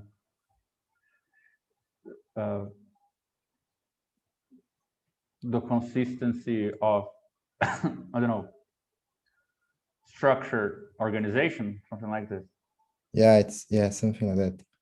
On one hand, you might disconnect from the struggle. On the other hand, you just go too much with the struggle, and then you're suddenly lost by the very conditions that the struggle ends. So something like that. Yeah, I think that, yeah, perhaps we could derive it as from this other stuff, but I think it's way too central not to be included. That's a very good example because it speaks to that experimental aspect of the framework. So with all of this, I think we got a good view of this point 1 and point 2, that there are both intrinsic open problems, both in political economy and political organization. There are issues of adaptability to new conditions. There are issues of a sort of weird pathology internal to the interpretations, internal to the different kind of parts of the left that have an easier time seeing each other's problems than seeing how they fit into this broader frame, right? So I think that this kind of covers 1 and 2. So moving to the more constructive point, right? And starting more from the point of view of this side here. So we're political economy, political organization. So we're kind of back to political economy, but trying to do it in a way that is more well suited to also discuss organization at some point, right? So very early on, we started with 2 kind of theses. These are like stuff that we worked on in different ways in 2016, 17, and so on. And they are actually quite connected with what happened in the Circle of Studies of Idea and Ideology. One is a sort of preliminary hypothesis, which I'm not even sure it was maintained in any meaningful way today. But at first, one of the ideas to bridge this problem was to say, well, what if we look for the theory of unconscious forms of collective organization? This sort of unconscious here is just to say kind of structural, something that is slightly indifferent to the whims of the individuals involved, right? So what if we find that this theory of more structural aspect of collective organization in the already existing theory of social forms that is part of the structural analysis of political economy?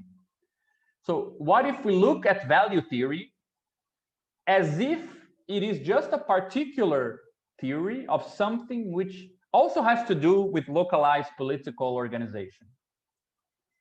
So if you look at texts that I worked on, that Dennis worked on, but also other things that the Circle produced a long time ago, we had that kind of underlying hypothesis that somehow you learn how to deal with this intrinsic problems, things that have a sort of structure that impose themselves upon the organized militants, by looking at the way that forms impose themselves, for example, in value theory, the monetary theory, dynamics of capitalist accumulation, and so on, that we see in Capital. So there was a first kind of debate on the idea of, well, that kind of requires us to have a more ambivalent idea of what alienation means, because you can have some form of alienation which you would call fetishistic, in the sense that you are being determined by social forces that you misconstrue and mystify, or that are not really, let's say, they're kind of indifferent to whatever, or forming, more than indifferent, they also form the way that you deal with social reality. But there might be also other forms that are equally removed from your sort of immediate individual point of view, or self-transparent, conscious point of view, which require you to take this, to displace your perspective, but not necessarily to diminish your capacity for freedom, or to reinforce a diminished capacity for freedom, but sometimes to increment it, right? And I think that this already in the 2000s was a very big kind of project, and I think it was in a way continued by many different philosophical points of view and perspectives. Even today, new, like the humanist, the non-humanist, the transhumanist, the post-humanist, they all have that kind of feel to them in a way. But I think that there is a second preliminary hypothesis that was developed that helps to demarcate this a bit better, in less philosophically, and I think it kind of points to not the question of what philosophy we want to adopt, but what concepts are we missing, right? And this hypothesis was first defined as the idea of an impersonal emancipation. So I just have here four options. Four options for how we think of the relation between, let's say, economy and politics, why not? Or economy and organization, or economy or structure and political activity. So the first one is one that defines domination. So P is personal, D is domination, I is impersonal, and E is emancipation. So personal domination requires personal emancipation. So what does this mean? Is the idea that, well, ultimately capitalism or our social world is run by certain people. The best way to understand why our lives are constrained the way they are is by looking at some people and relations between people. That's what defines the domination today. Well, and if we want to do something about it, we need people emancipating themselves from those people, right? So personal domination requires personal emancipation. That would be the first position. Well, you can have a second position that says, well, it's precisely because today we're ruled by personal domination. Capitalism extends a sort of, it's just slavery through other means and so on.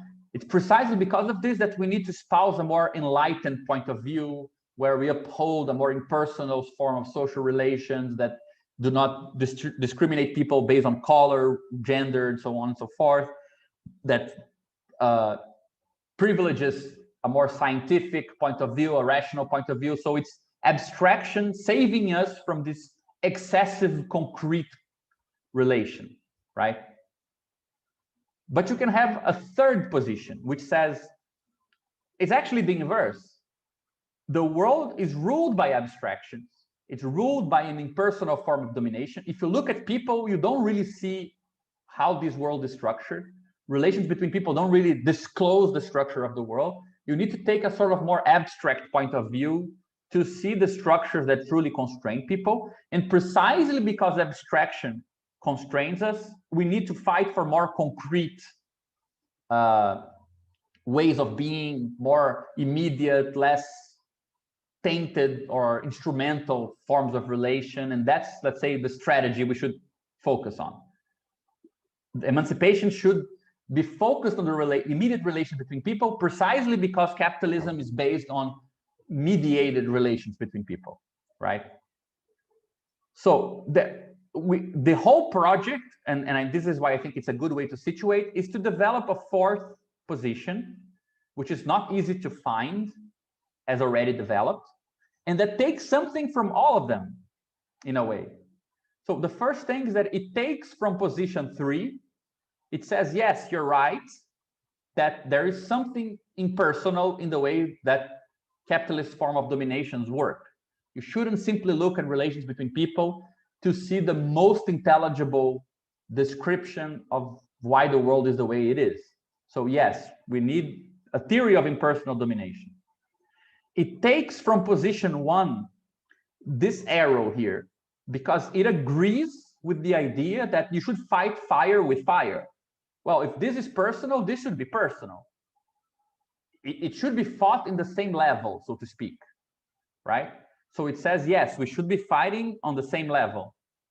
And it takes from the second position the idea that there is something like impersonal emancipation, an emancipation that doesn't necessarily equate personhood and freedom, right? Or concreteness and freedom. So with this, you construct all the terms for this fourth position. Does this mean that it substitutes all the others? Of course not. Probably is a good thing to know how to navigate between all of them. And the real world is probably requires a virtuous mixing of all of this. But, well, if you don't know how to talk about this, you're missing an important leg of your little mechanism, right? But then the problem is, we know what these terms mean when they're separate, right? We know what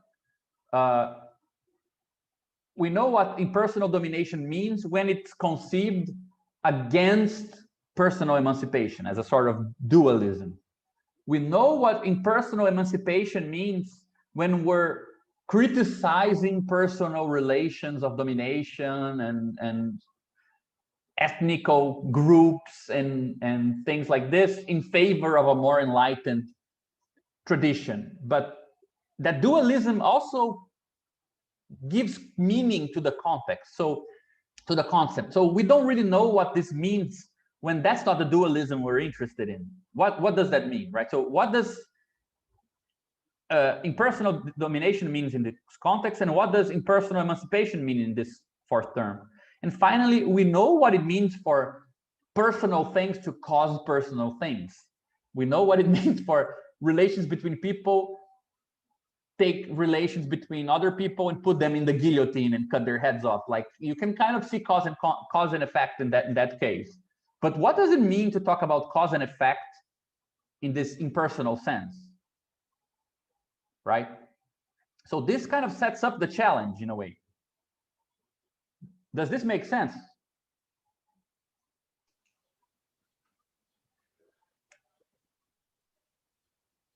Yeah, here's maybe some examples for the top left: personal domination and personal emancipation. It's like you said, like a guillotine example, or, you know,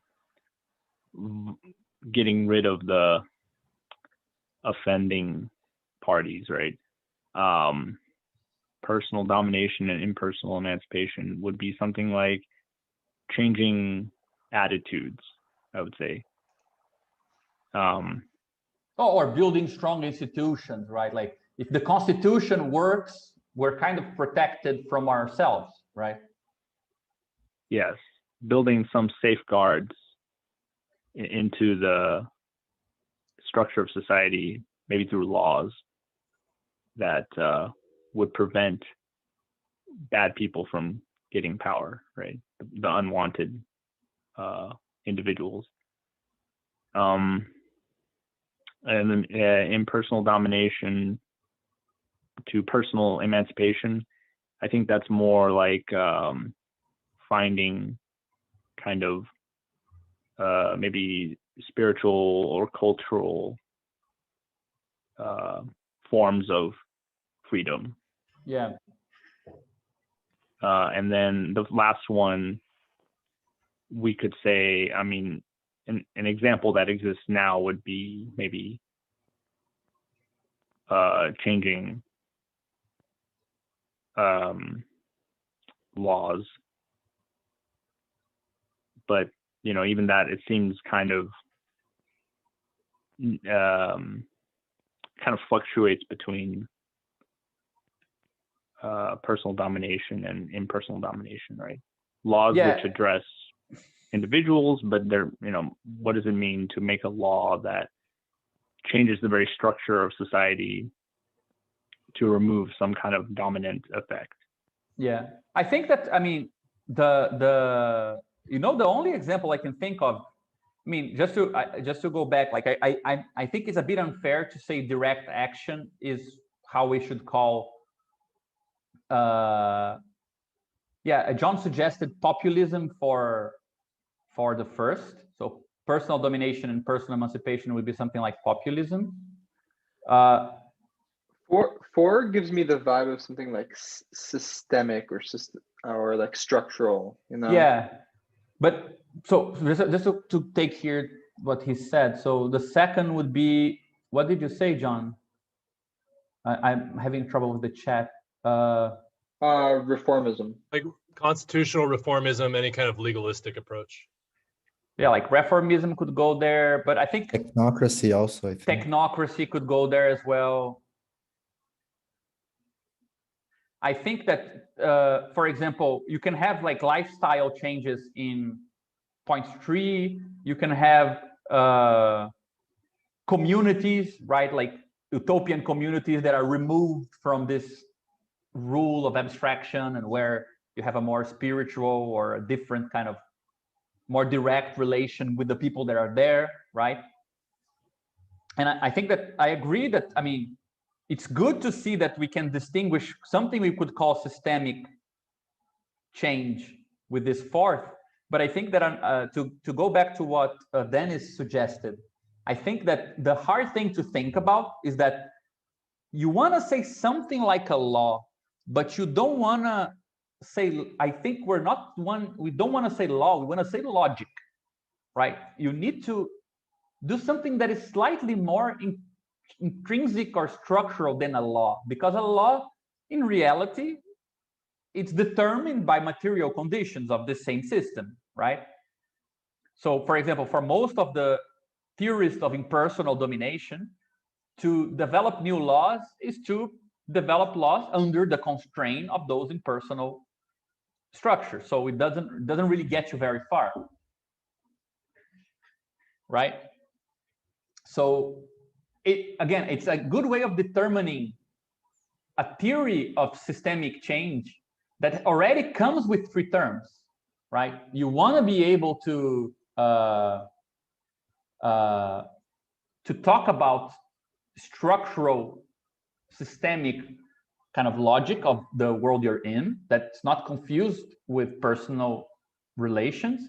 You want to talk about something impersonal, but you don't want that something, you can't really just have a empty concept, because it needs to be tied together with a causal or implicative structure with the domination structure, right? So you need to be able to say something like something systemic causes something systemic, right? So it is a big challenge. I mean, I don't think we need to have a name for this, but it's a name that if you look at it carefully, it's already connecting organization and economy. Doesn't like the historical communes normally deal with that? Like, I don't know, the Zapatist movement or...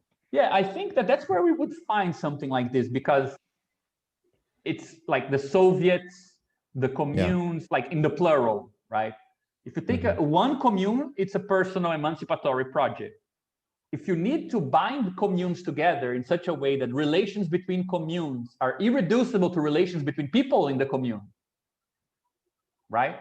Then you're starting to talk about a new logic, right? So for example, if I'm alone in a commune in the fields with my friends, and we decide that we don't want to do something, right? We're going to express our concrete personal freedom. Well, if it's just that project, that's fine, that's our problem. But if your commune is connected with others, or if many Soviets are connected amongst themselves, you are still constrained by others outside of your purview, even if that constraint is guaranteeing your incrementing freedom. So there is a level of emancipation and greater freedom, but it's conditioned on an impersonal relation with people you don't know, with structures which are not, let's say, reducible to the desire of the people involved, right? So yeah, that's where I would look for examples. But doesn't the transformation of socialism to communism is also, like, for example? Yeah, but that didn't happen. So we there's that catch to find examples. But yes, I'm happy you went. I'm happy that's an example for you. I think this bridges a bit also with the principal, non-principal filters. Like, you could also say that the personal is also like fetishistic and principal forms of mediation, and then the impersonal dimension is finding forms that do not rely on some sort of like personhood or like central state or whatnot.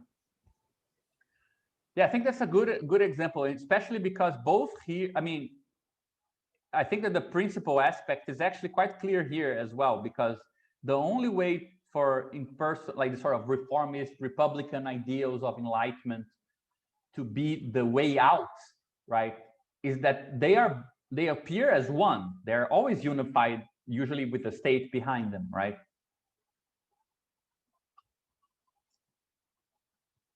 But I think that in any case, I mean, this was a tentative thing that we developed a long time ago, but it's good just to clarify that there's a lot to learn from each of them, right? We took this from this, we took this from this, we took this from this to come up with this little structure. And we're still saying that these other three kind of implicative structures, they might be useful. We're just saying that it's interesting to see how there is no theory of this. What's the name of this theory? Who are the main theorists? Or What are the? It's also I think from our perspective the most complex, right? Yeah, which makes it more fun as well to investigate. Yeah. So with that said, right, I think that there were 3 initial kind of researches based on this idea of impersonal emancipation. And I think Caron left, but I mean, I think one of them, which he worked along, when I met him, he was working on this, which is a sort of philosophical and aesthetic investigation into the connection between freedom and constructive points of view. So why constructive points of view? Because you need to arrive at this point of view. It's not given. If it is impersonal, there is, right, the basic distinction between personal and impersonal here could be the fact that it is not given to be seen with your own eyes, right? It's not something you can simply trust perception to organize that structure in its most intelligible way. It takes some work to go from where you are to the point of view in which you increase your capacity to see the thing, right? And Caron was working, especially in music, with a lot of experiments that had to do with structures that you had to take a weirdly intellectual or conceptual sensibility in order to recompose their inner structure. I was working on, let's say, the aesthetic sensibility related to political economy. Other fields were also connected here, but Dennis and I worked for a long time within Lacan and this sort of Žižekian approach with this similar problem of what does it mean to connect freedom not to your own point of view, but with a weird point of view that you don't recognize yourself from, right? But it was more of a philosophical and perhaps also aesthetic path. But then a couple of years after, we started searching for 2 things. And I think one was to search for a Marxist framework, or for others, whoever who could help us out finding concrete theorizations of this structure, right? Search for Marxist frameworks that allow for a more immanent connection between value theory and political practice, imagining that, well, impersonal domination is usually a theory that uses value theory in a way, right? And political practice and political organization as being the field we want to increment with this kind of schema, right? And at the same time, especially Dennis started working on a Badiou-inspired redescription of the critique of political and economy in terms that make impersonal domination, so make this difficult point of view you need to take to increase social intelligibility, coextensive with forms of subjective experimentation. So I'm taking this, it's, of course, if you read our texts back from the day, they look much less clear in this regard, but in a certain way, translating Marx in terms of this objective phenomenology is already translating Marx into terms that are more conductive to talking about impersonal emancipation, which is something that not only Zizek and, let's say, in human neo-rationalists, but Badiou himself also have something to say about what it means that freedom is more intelligible from another point of view rather than your own, right? I think that's exactly one of the best points of the primer, exactly that third one, exactly, right? Yeah, I think that, yeah, this is the, I think that what I'll try to show now, I'll leave this aside for a bit, and I'll try to show first that we did find such a framework, and second, that we try to make it compatible with this and use it to enrich this perspective here, right? So, so we found a theory that seems to go in that direction, and no wonder it has the title of, right, it being a transcendental theory of world history. It has all the ambition, all the craziness you would expect of anyone working under that paradigm, which is on the one hand stating, look, you shouldn't be looking at social formations from not from your immediate point of view, as if it was organized by relations between people, right? But also not from a one single ahistorical or at least general schema of how it's structured. So what Karatani showed us, to be very blunt, is first that it is possible to uphold a multi-logical theory of social formations, right? Meaning it has more than one logical theory inside of it, and that it therefore allows us to already combine well-established theories of value, social contract, and gift economies, and kind of free associations of certain philosophical ideas around freedom and so on into a common framework. So the first thing that you find then is it is already a sort of enrichment of the critique of political economy, not in the sense of adding more content to it, but reframing it in a way that it becomes a richer theory, right? It has space for many logics inside one social formation. It already combines and explains conflicts between different theorists and different ways of organizing. And second, we found out that this theory is capable of making the history of political struggle and organization more intelligible, because these logics also apply to socialist forms of organizing. So it's not only more general in the sense of enriching our description of political economy, but it also has the, let's say, nice kind of hints that it can also have a better relation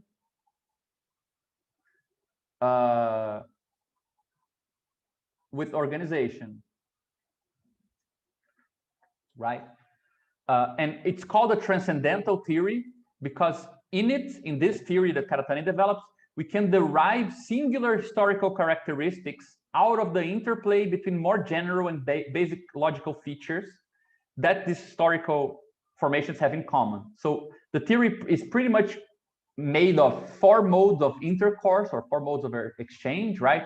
Reciprocity, contract structure, value structure, and free association, plus a theory of structure, a theory of how these modes are related. What is the dominant mode? How conflicts are solved? Are these modes inconsistent in their pure form or not? And why do they need each other? And how are they related? And so on. So a singular social formation in this theory is actually composed of a mixture of these 4 modes, right? And to see them in their kind of pure form, to understand their logic, you kind of need to bracket the others and just look at one of them kind of in artificial but clearer form. And so social formations are singular because they mix these 4 modes in different ways, right? And I would add here something that I didn't, which is it's not only a theory of structure.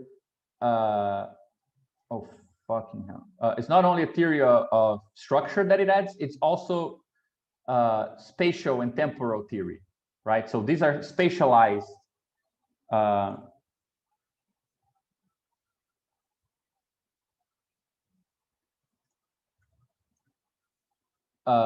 as well. So a social formation mixes these 4 modes.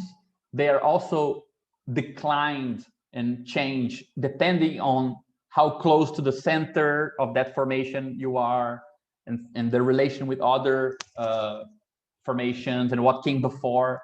But the core are these 4 logics and how they relate, right?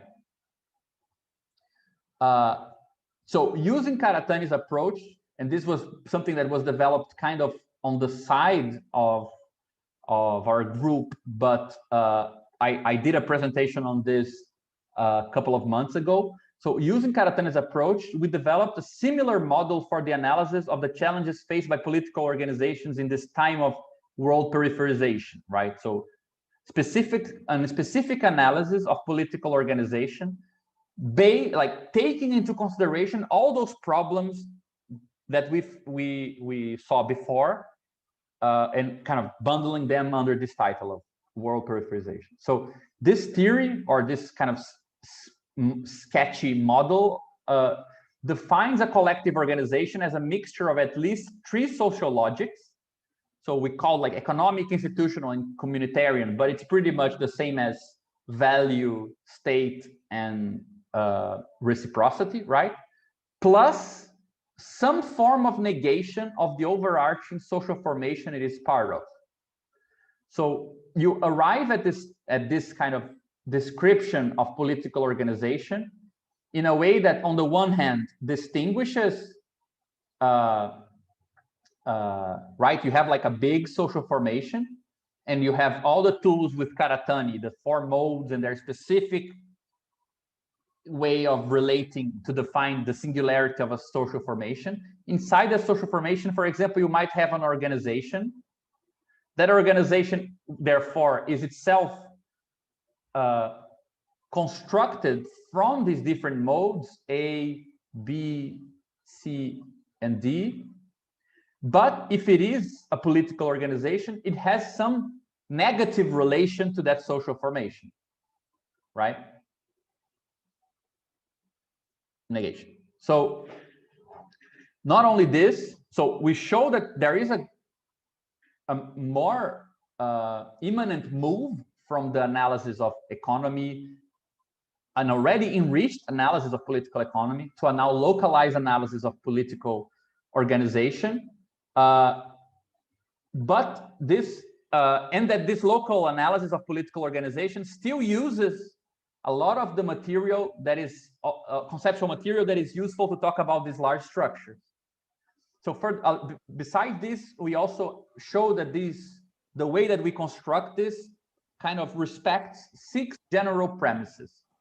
So, sorry, Gabriel, what is mode D for the political organization? What's the equivalent of mode D? Yeah, there is a small change. This is an important topic. Karatani has a transcendental theory of what he calls mode D, right?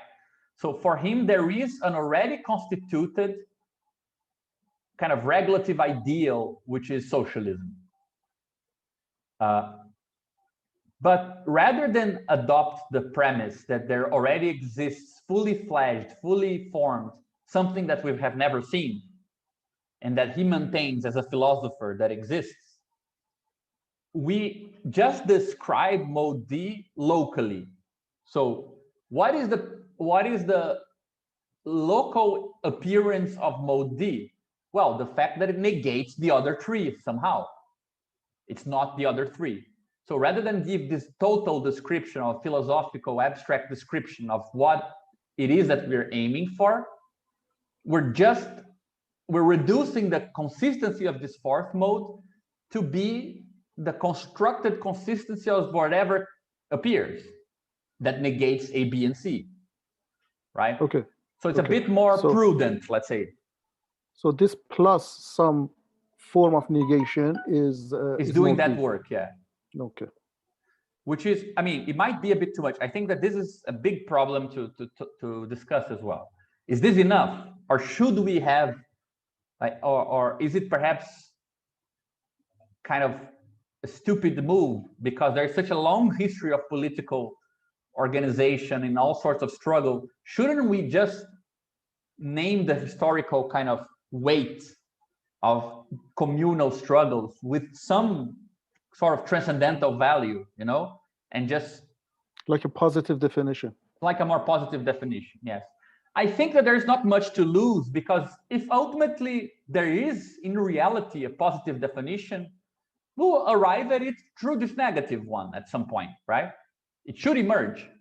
But in doubt, I think it's better to start with something a bit more prudent and say, well, we don't know if a new way of social organization will truly be a continuation of the sum of previous political struggles, right? So I don't know this in Karatani, but when he discusses mode D in actual social formations, not the organization, what kind of concrete example does he use? For example, go ahead. Yeah, he uses 3 types of example mostly. Religious movements in imperial times, philosophy in ancient Greece, modern Europe, as a sort of philosophical ethics, really, and socialist cooperatives, communes, things like this in a more practical activist sense.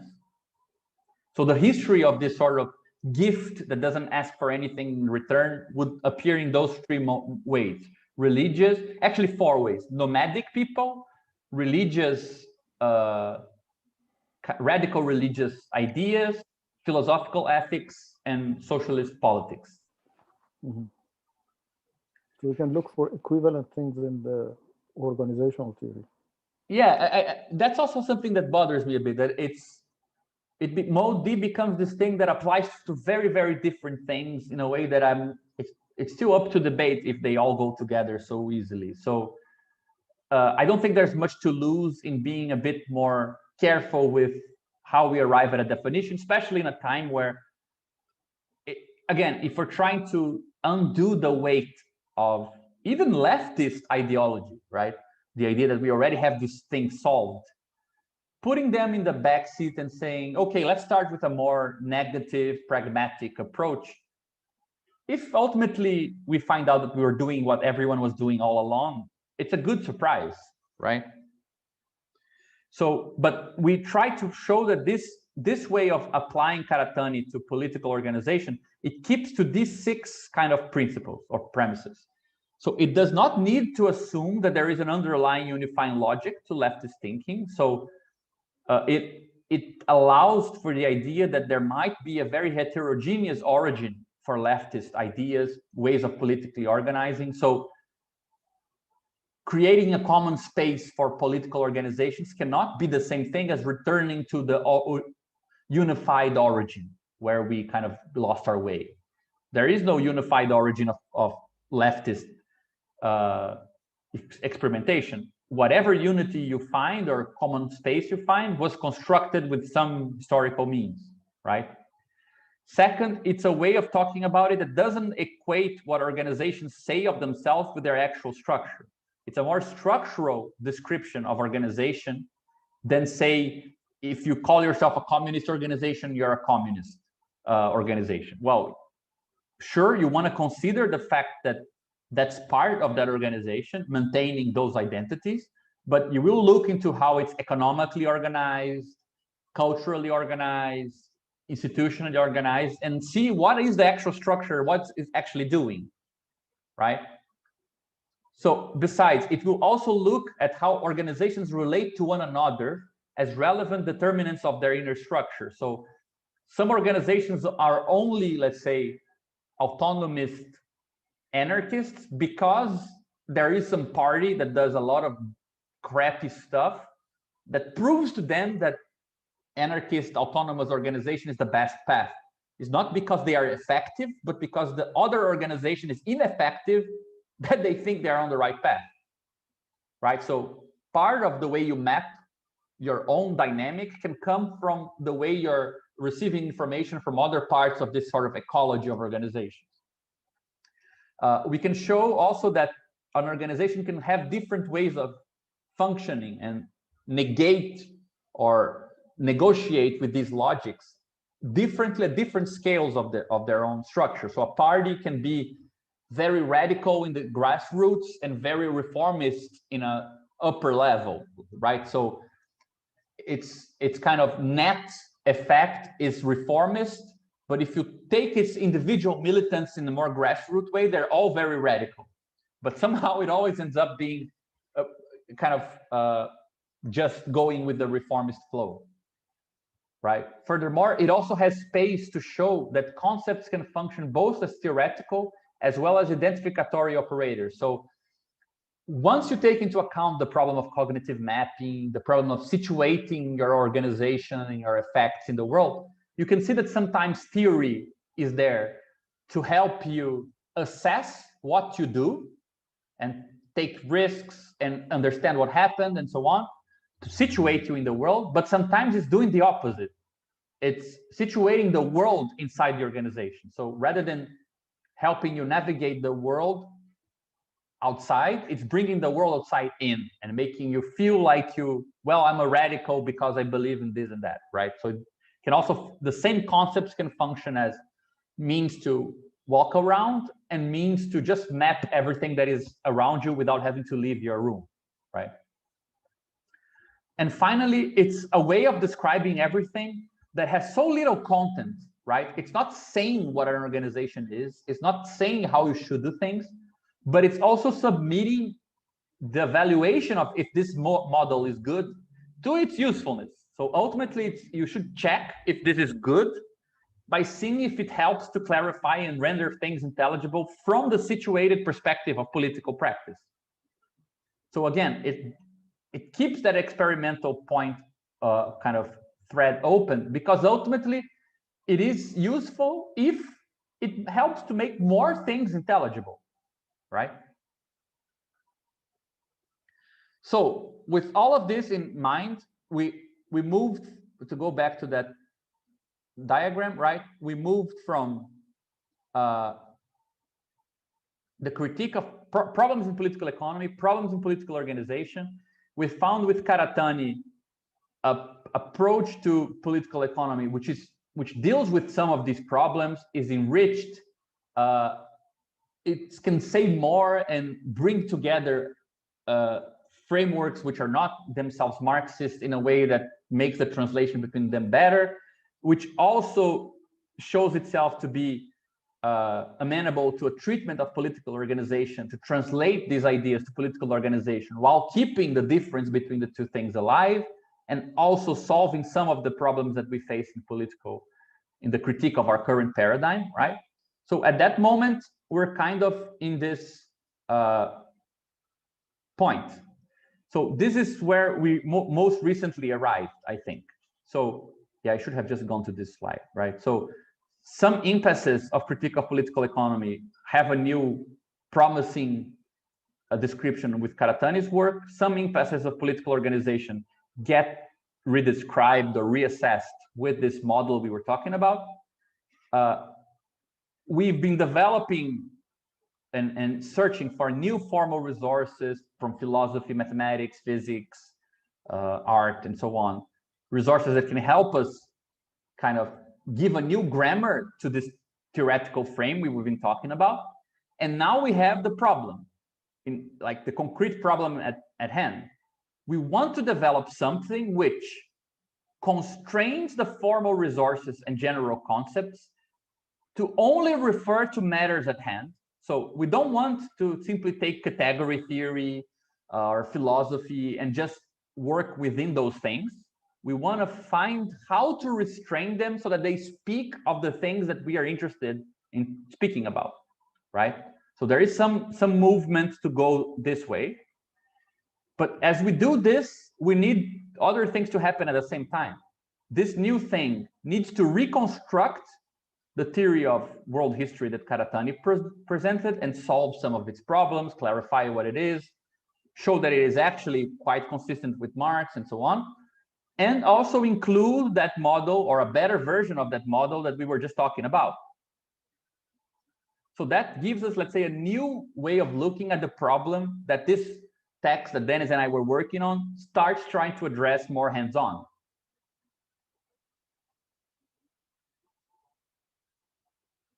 I think that this is also this shouldn't be kind of dismissed. I didn't talk that much about this, but I think that recently we've been talking a lot about this arrow. What does it mean to solve this problem, not with the most upper bound theory, but with the least upper bound theory, right? The least most general theory of the phenomena we're interested, rather than the most general. It sometimes requires you to reduce things beyond the justifiable point that would be philosophically justifiable, I guess. So the least most general theory is a good formulation. So this brings us then to the concrete stuff that we did, right? So the primer on political phenomenology, it's at first glance a reconstruction of the first volume of Marx Capital in a specific way, which is as a subsystem of a more general theory. And this more general theory has some characteristics, right? First, it uses this objective phenomenology approach as a mean to talk about impersonal standpoints. So we use this philosophical idea of objective phenomenology, that the differences that make a difference are not necessarily differences that make a difference to us, right? Which is a way of understanding that idea that phenomena appear to other phenomena, doesn't necessarily appear to us, right? Or not always. As a way to reinterpret this old idea of impersonal emancipation, impersonal domination, well, this impersonal realm, right? Second, this paper tries to reconstruct Karatani's 4 modes of intercourse within a common formal grammar. So rather than simply talk about historically they exist, as he does, or socially describing them, we try to find a common grammar, which, even though it's a very small group of concepts, it can be specified to give you the logic of each of those 4 modes, right? In the case, it's as I already made the proviso, it's not really the 4 modes, it's 3 modes plus negation, right? Third, it can, with the same sort of machinery, we can talk about organizational experiments. What does it mean to organize? And this is clear from the paper only insofar as the whole of capital is described using a compositional approach, which is, it's weirdly enough, it's more intuitive when you think about organization than when you think about economies. So the hard job was to turn economic theory into a compositional theory, where value is compositional, capital is compositional. It's weird to think about these social relations in those terms, where it's easier to think about composition, where it's actually already a term in political organization, and many people coming together, forming a group, and so on and so forth, right? So, but it makes that it allows for that translation. Then a very important point I will discuss briefly in a moment, which is it describes the money form as a particular case of a general theory of social intelligibility or social measure, right? So when we reconstruct Marx Capital in this way, the main goggles to see impersonal domination, which is to look at the world from the perspective of money and commodities, becomes one goggle amongst many possible goggles to see social reality in a way that is not differences that make a difference to individuals, right? It also brings together, and I think this will become clearer later on, object composition. So how objects are composed, under which logic things are grouped together and related to one another, and what you can intervene upon. So already from the economic point of view, we get to see that depending on how objects are created, so depending on what makes up this object, so objects in the sense of a bundle of commodities, a bundle of money, a bundle of a bunch of some quantity of capital, some capitalist process of accumulation, some monopolistic process. So different scales of analysis, they also turn, let's say, what can interact with them. They with different ways of composing objects come different interactional possibilities, right? If you remember our little schema there, this has everything to do with this, right? Depending on how this impersonal space is composed, this interventionist principle changes together with it, right? Also, it discerns political interventions and challenges to political consistency. I think this is not really clear in the primer so much, or just in the conclusion, but from the way we did this, it's easier to see the difference between, to use a bit of the specific language of Badiou and so on, a political transformation that only affects, like it's eternal in its, let's say, availability. Of course, let's say the Paris Commune will inspire and it's intelligible and it has something that is eternal, but in its own conjuncture, it's kind of an end in itself, right? It happens, concerns those people. It's a political event against an economic structure. But we can also define within this framework what a political economical event would look like, right? What added conditions political processes need to abide to so that they are not simply politically intervening, but let's say affecting the economic structure as well. Not only that, but we also address some open themes in the critique of political economy. So we provide a new theory of abstract labor. I think we did enough to show that there is a new treatment of the transformation problem that you can do with this framework.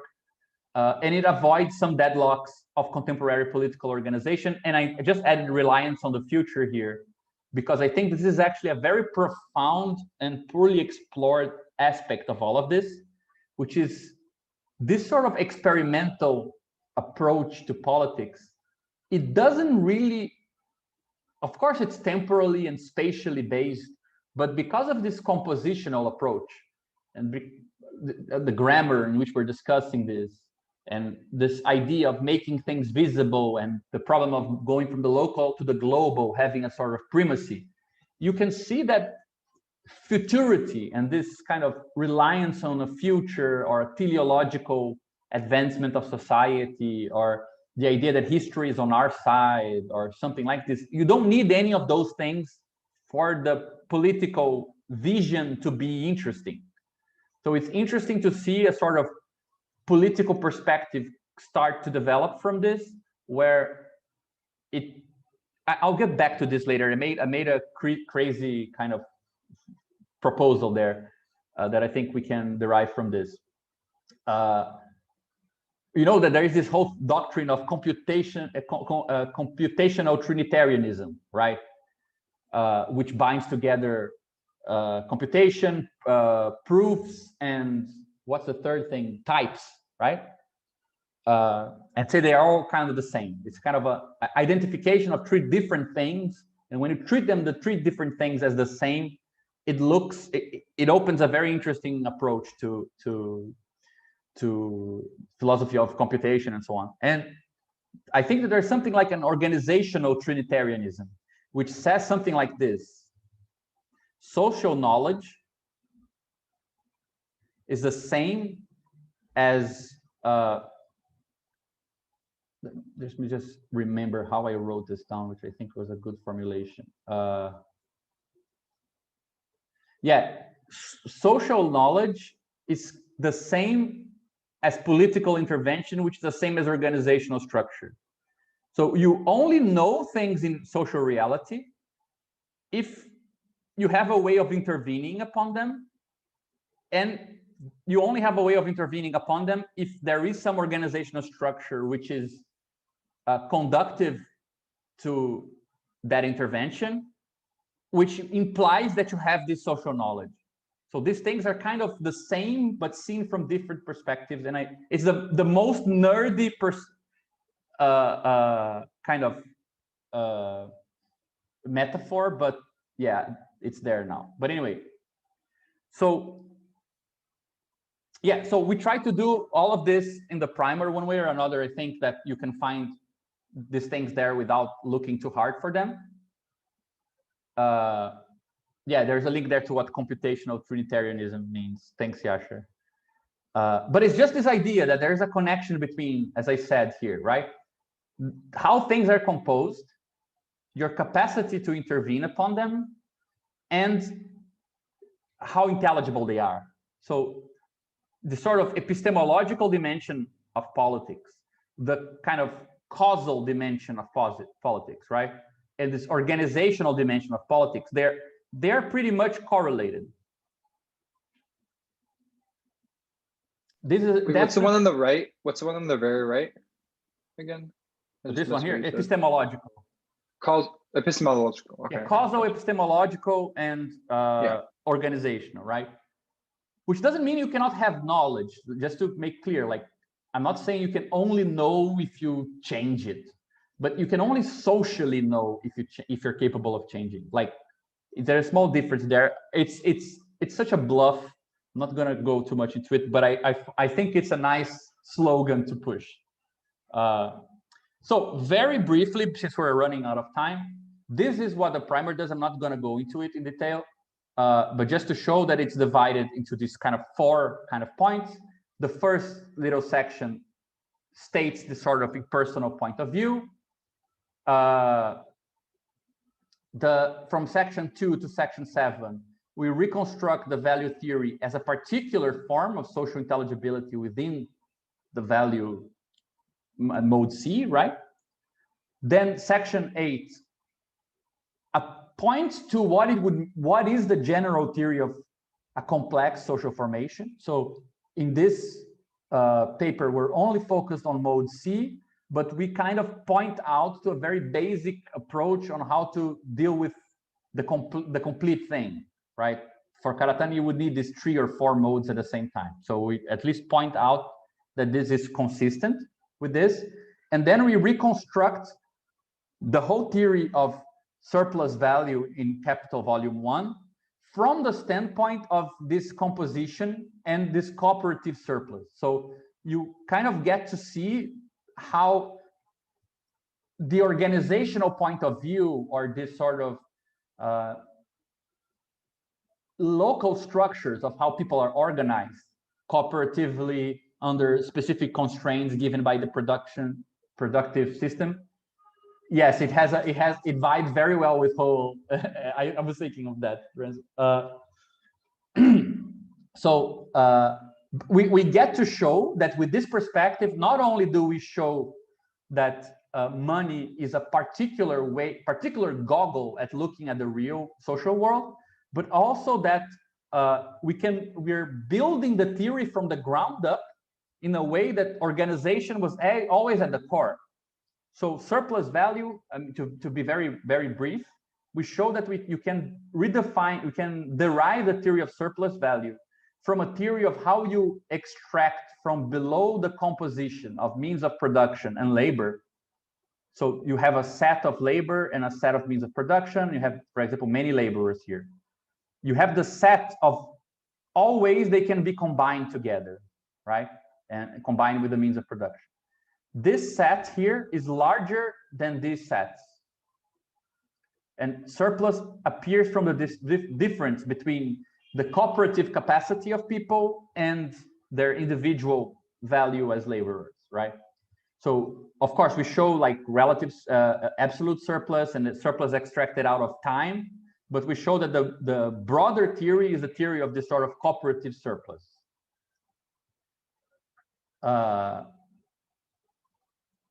So this actually requires us to work. I mean, I'm not sure if this made sense to everyone, but I'll return to this now in a more detailed way, but presenting it slightly different to also introduce what John has been doing, what Thiago was doing, and I've been working with him. So there is a general strategy behind all of this. It kind of requires these 4 steps to arrive at a construction like this. It has 4 underlying steps behind it, I think, being kind of vague.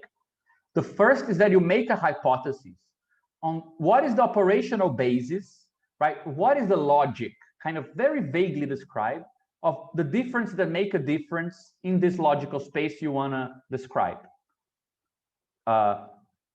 So you're not going to be able to take this from anywhere, any empirical way, right? It's just like the value theory by Marx. It's not really empirical. It requires you to kind of make a hypothesis about how these things work and then see what happens in a way.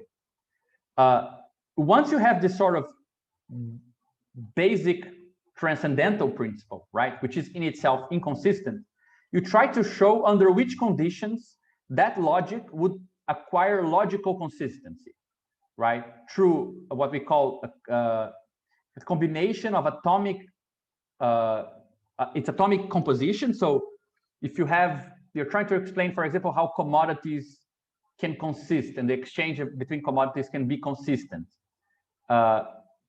you need to show how the way an object is composed, meaning their internal differences, are related or feed off and also determine how they are externally related, right? So rather than just asking how A and B relate, you need to ask, how do the parts of A make up A and the parts of B make up B such that A and B relate, right? So this is, let's say, the atomic view, and this is the sort of relational view. And we need to show that these two things need to kind of work together for this thing to locally consist. Locally consist meaning that doesn't mean that everywhere it will be perfectly coherent and the logical space is consistent, but to start acquiring some consistency, right? Then you need to find a way we kind of show that by latching this logical form into a material substrate, you can generalize this local consistency beyond a certain immediate frame, right? I'll give an example very quickly of how we did this. But once you arrive at this point, so the logic components that make up the parts of objects, they negotiate and they feed off the material constitution of the things, of the very ontological substrate of these spaces. This is, again, I know, guys, that this is, for those who haven't really heard a lot on this topic, this might sound a bit weird, but anyway.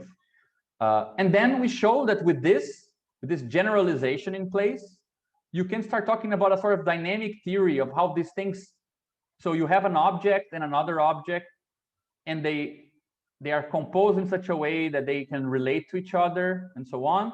Well, you can come up with a bigger object that has this object inside. And this big object now relates to another type of big object, and so on and so forth. So you have scalar transformations that also affect qualitatively what can relate to what in a dynamic way, right? So just to go very quickly over this. So for our capitalist transcendental or value transcendental, we call TC, we showed what is a commodity space where commodities beget commodities. We showed our kind of hypothetical candidate for this exchange function between any two commodities and any two parts of commodities. We show that just because A exchanges with B and doesn't exchange totally with C, that doesn't mean we know at this point if C and B exchange as well, so it's inconsistent, right? We show that once you have the money form, you can guarantee that wherever A and B you put here, there is some translation of an amount of money to a specific amount of money that can see this relation happening, right? Or give you the specific degree to which they are translatable or they are exchangeable, right? So you start seeing with a specific goggle, right? A specific perspective, the relations between commodities. We've shown that to generalize this beyond the local, the circulatory, the sphere of circulation needs to latch onto the sphere of production. And it's precisely by what happens at the level of production that this thing here becomes consistent, right? And this is already capital. Capital is defined as some amount of money that becomes another amount of money. Again, I'm not trying to explain the formalism, just show the steps that we took. And then we've shown that once you have this, so for example, this is our little one capital that turns one quantity of money into another. It can use the profits to become another quantity of capital that invests a new quantity and makes a new quantity.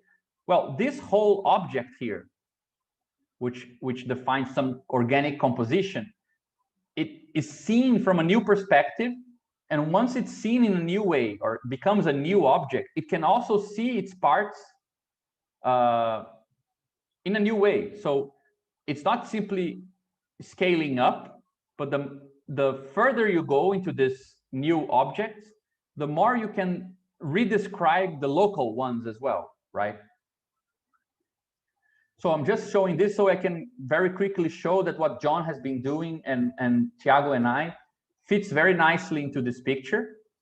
So, for example, if we start with TB, John, correct me if I'm wrong. I'm just trying to be very, very kind of quick with this, but to show that the connections are there. You can find a hypothesis on this operational basis with what John called this adherence function.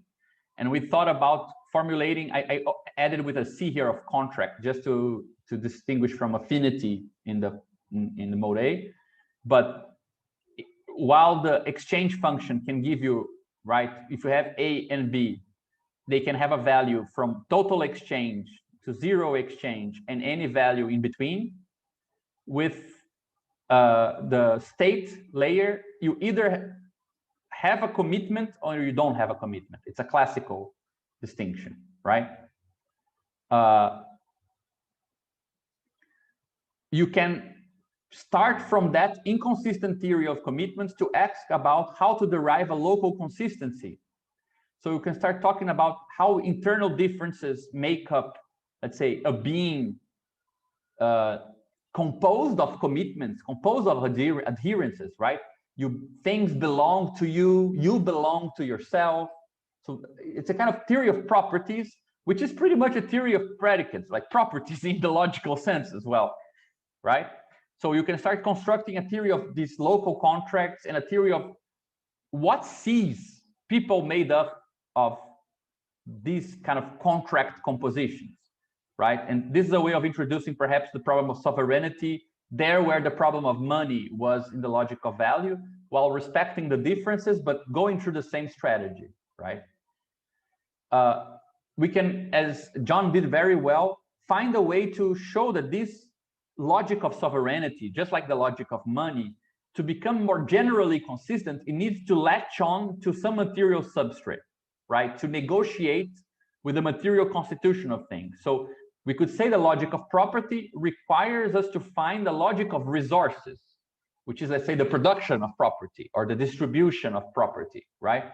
So it provides us a connection between the logic of sovereignty and the sort of political logic of contracts and rights and so on, with logistic undertone, right? So while we had in the other case a theory of, let's say, money, and here you have labor and means of production and so on, right? You could say something like a theory of property here on top, and a theory of, let's say, logistical and resource kind of structures at the bottom. Well, it doesn't matter if you have this property and this entitles you to this other thing, or there's some alienation of properties. If there is no infrastructure for this alienation to be maintained, guaranteed, or made available, right, through, let's say, trucks and roads, it doesn't matter. So it can only gain logical consistency in this more general sense if you find a way to, let's say, inform the material structures in accordance to that transcendental logic. I like this interpretation. Sorry, yeah? I like this because you can I guess use this to interpret something like an Amazon or something as a mixture of TB and TC, right? Yeah. In itself, even though it is like of TC, it has like ballooned to a degree where it like took on logistical aspects. Yeah, exactly. So for example, it's very common for big companies to build the roads that they will use. They like get money from the government or make lobbies so that roads are put in place so that the commodities can circulate better, right? I mean, not to speak about big geopolitical conflicts and so on, which I think I think John already started to show very nicely that these things fit together very nicely. So this geopolitical problems, large-scale problems of recognition between states or misrecognition or war that happens through logistical channels, it all shows that you can move between these different kind of levels of construction of the theory in a very similar way as we did with mode C, right? And we can do the same for TA. And this is something I've been doing with Thiago. I'm going to go very quickly over this because I know we're already out of time. So we also found a certain hypothesis for this general logical space, which we've been using this formula, which only gives you 3 values, right? There is a lot of literature in anthropology on how the application of something very similar to this in places where there is no complete social formation, or where social formation never goes beyond the stage of some inconsistency, that this creates a sort of inconsistent perspectival space, meaning that, for example, I might see you as part of my community, and I see, for example, this person as part of my inner family, and I see this person here as an other, but nothing guarantees, like from the outside, right? But nothing guarantees that this guy here sees me as a two. He might see me as the same as him. And there is a lot of interesting literature on this weird perspectives that don't really match, and who is considered to be different or the same depending on where you're seeing them from and when, right? We can also use this, and we already started sketching this, to show that at this very basic level, you can construct with this kind of topology of three types of space, the basic topology of three types of society: animistic societies, totemistic societies, and naturalistic, or kind of the basis for the sort of Western scientific approach or whatever. We can show how this inconsistent space moves to, there is a derivation of local consistency in Lévi-Strauss's theory of restricted reciprocity, where what elementary form of kinship appears to give a sort of consistency to these perspectives. So this is our translation of Lévi-Strauss's theory of elementary form of kinship, where one man has one sister and the other man has another sister, and man one gives his sister to man two and vice versa. And if you look at it, it's very nicely formalizable in this way, that man one gives his sister because it's like giving a part of himself. It's zero. It's like the same. Man two, this is also zero. The sister of the first guy becomes part of the interior of the second guy, becomes like a couple, and the same on this side. And if this is the case, then they too have a kind of stable relation of otherness to one another. So it's a minimal structure that kind of maps out the three values of the logic, and it fits very well, and also helps us to describe why women appear at the level of the gift in some societies in a way that's very similar to money and to the sovereign in the other logics, allowing for this sort of exchange consistency, right? We show that latching onto material substrates, which is what Lévi-Strauss calls generalized reciprocity, in many societies has to do with turning that dual relation of exchange into an open exchange system. So I can give you my sister and you give your sister to someone else, and so on and so forth, or I give you a gift, you give your gift to a third party, not to me, as long as this gift structure respects certain generational structures. So actual reproduction of people, and who is the mother of who is the father of who, and so on. This becomes to reciprocity what logistics is to property and sovereignty, and what production is to commodity. The underlying ontological substrate that you negotiate with so that your logical space can be generalized. And there's also a very nice interpretation of these perspective structures on social spaces that we can also give, but I won't go into it just so we don't lose time. And we also started showing that you can also interpret the canonical formula of myths. Is something I was talking to Yasha and Dennis the other day about, using the same formalism, and show that it has a sort of function of rendering intelligible for a certain group of myths what another group of myths is, how it's structured. So it goes back to that idea of larger objects that get to see and interact with other equally composed object structures, right? So, okay, I just already said too much, but with all of this, we get to this picture here, which I think is where we're currently at the level of this development. You have three different transcendental structures. They are internally recomposable, so they generate new objects inside of themselves, right? So you have small scale, medium scale, large scale structures in all of them. They can transform themselves internally in very radical ways. You have one which is maximally reaching, which we call the dominant one, right? Meaning that it has the furthest capacity for intelligibility of the world when compared to the others. But you have this big object here in the middle.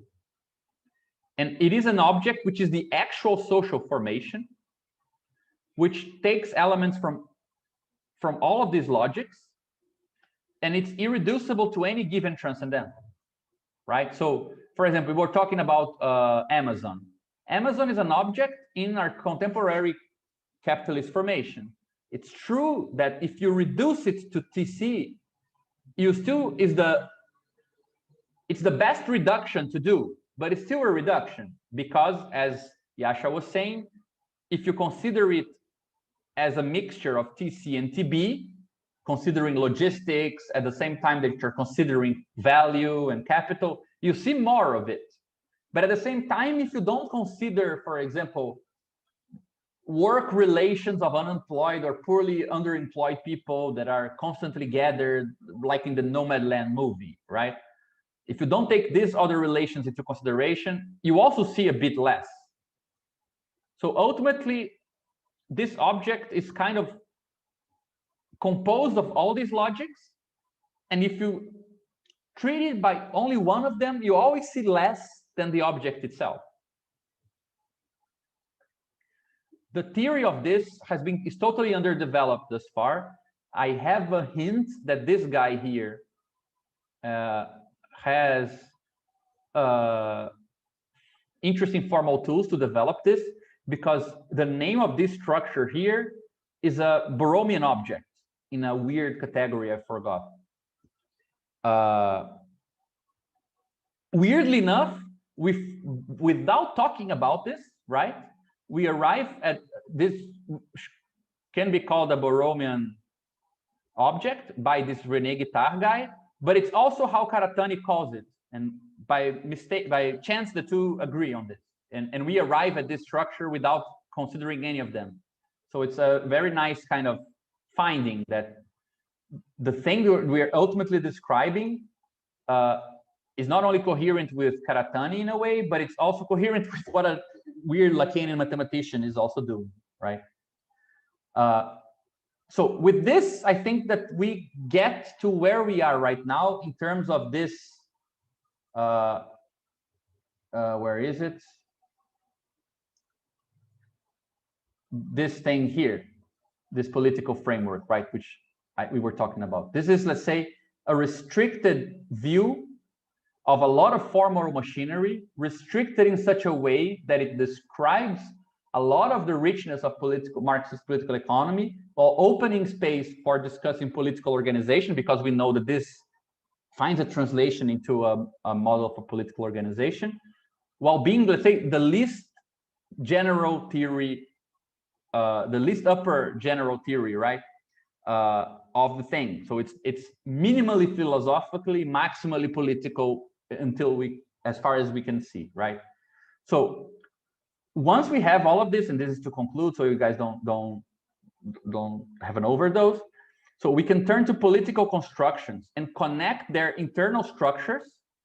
So the structure of political organizations, which we analyze in point 4, to their capacity to see and intervene at different social phenomena, which we define in point 3 with Karatani and developed with this whole construction right now, right?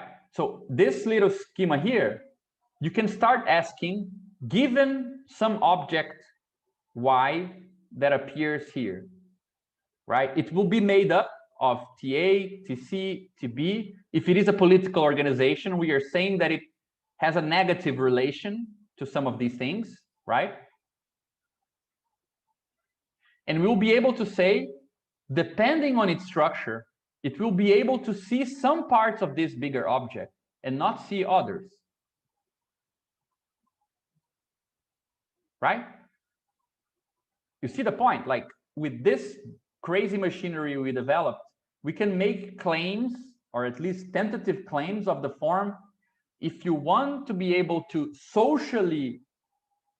render socially intelligible some complex phenomena, you need to be able to construct something of a certain form of complexity as well. So there is a connection between what you construct in the sense of its internal structure, and depending on its internal structure, it will have some level of determination on what it gets to see and intervene upon. So we can start asking certain questions, certain new questions about political intervention. For example, which logical space has its basic that organization's basic structure challenged? So what logical space was challenged by a political process? Is it a process that negates communal, institutional, value structures? Which value structures under or communal or institutional aspects within each transcendental, right? Does this process rely on other logics in order to take its consistency? So is it negating some logistical system by further reinforcing a communitarian one? Or is it able to negate both logistics and community at the same time, right? Do other organizations make a difference in this process? Or given a certain organization structure, what other type of organizations make the same difference as it makes in such a way that they might be composable together and form a kind of ecological space, right? Through which means do militants take up the point of view of their organization? So how do you exceed or elevate to the impersonal point of view under which things make a difference to your organization? And how do you reduce it back to your private perspective, right? What kind of tension is produced between the level of effectivity of the process, meaning which sort of behaviors you need to make in order to make a difference, and the personal redescription of the functioning of the organization. So how you need to justify it personally to yourself in order to remain there, for example. We can start talking about, and I added a bunch of versions here, you can start talking about, sure, you have a social formation, right? You can have a site for novelty inside of it. And from this site, a new form might emerge. But where does it, how does it arrive at some consistency? For example, does it negate the value transcendental and reinforce A and B? Does it negate C and A and reinforce B? For example, a new law, right? Or some new institutional community, perhaps. Or it just reinforces some bonds between people. Or does it negate C and reinforce A and B under a new thing, which is neither one of the two, right? Or does it negate all of them in the name of something that is neither communal nor state nor value? And we can still make the distinction of, is this political novelty, let's say, subdominant in the sense that it's not maximally reaching? It's a novelty, for example, in the sense that it's developing a new political form, but it's kind of restricted in the reach. You don't get to see many things in a new way because of it. Or is it maximally reaching? It allows you to see more things than the capitalist transcendental allows you to see, right? So this for us would be a political event. And this thing here would be a political economical event. So we get to distinguish between, did you make a political intervention or a political intervention which forms a certain new economical or contributes to a new economical transcendental structure, right? So you get a more richness of description in this way. I'll just leave this now so we can end. I think this is the last slide. The other one is just other stuff. So to conclude, I mean, I think, as you guys can see, I definitely focused more on the stuff I was involved, but I tried to bring, I mean, besides John and Thiago's work, I think I tried to at least formulate things in a way that make it more coherent with the stuff that Caron and Pedro have been researching as well. But just to conclude, I think these are some of the partial results that we have thus far, right?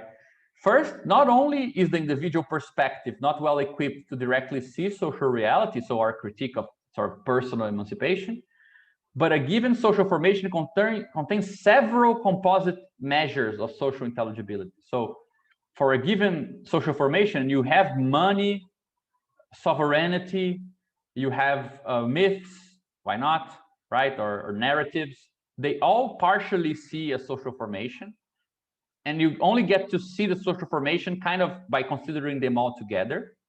But even though there are many, in the sense that there are many money, capital, labor, narratives, groups, states, sovereign, so on, still this doesn't exhaust the theory of possible constructions of social intelligibility or ways of measuring and getting to know this social space, right? So there's not only are there several, but they don't exhaust the possibility of constructing new organizational kind of fabrics, right? Of many organizations kind of composing together, within which other differences make a difference, right?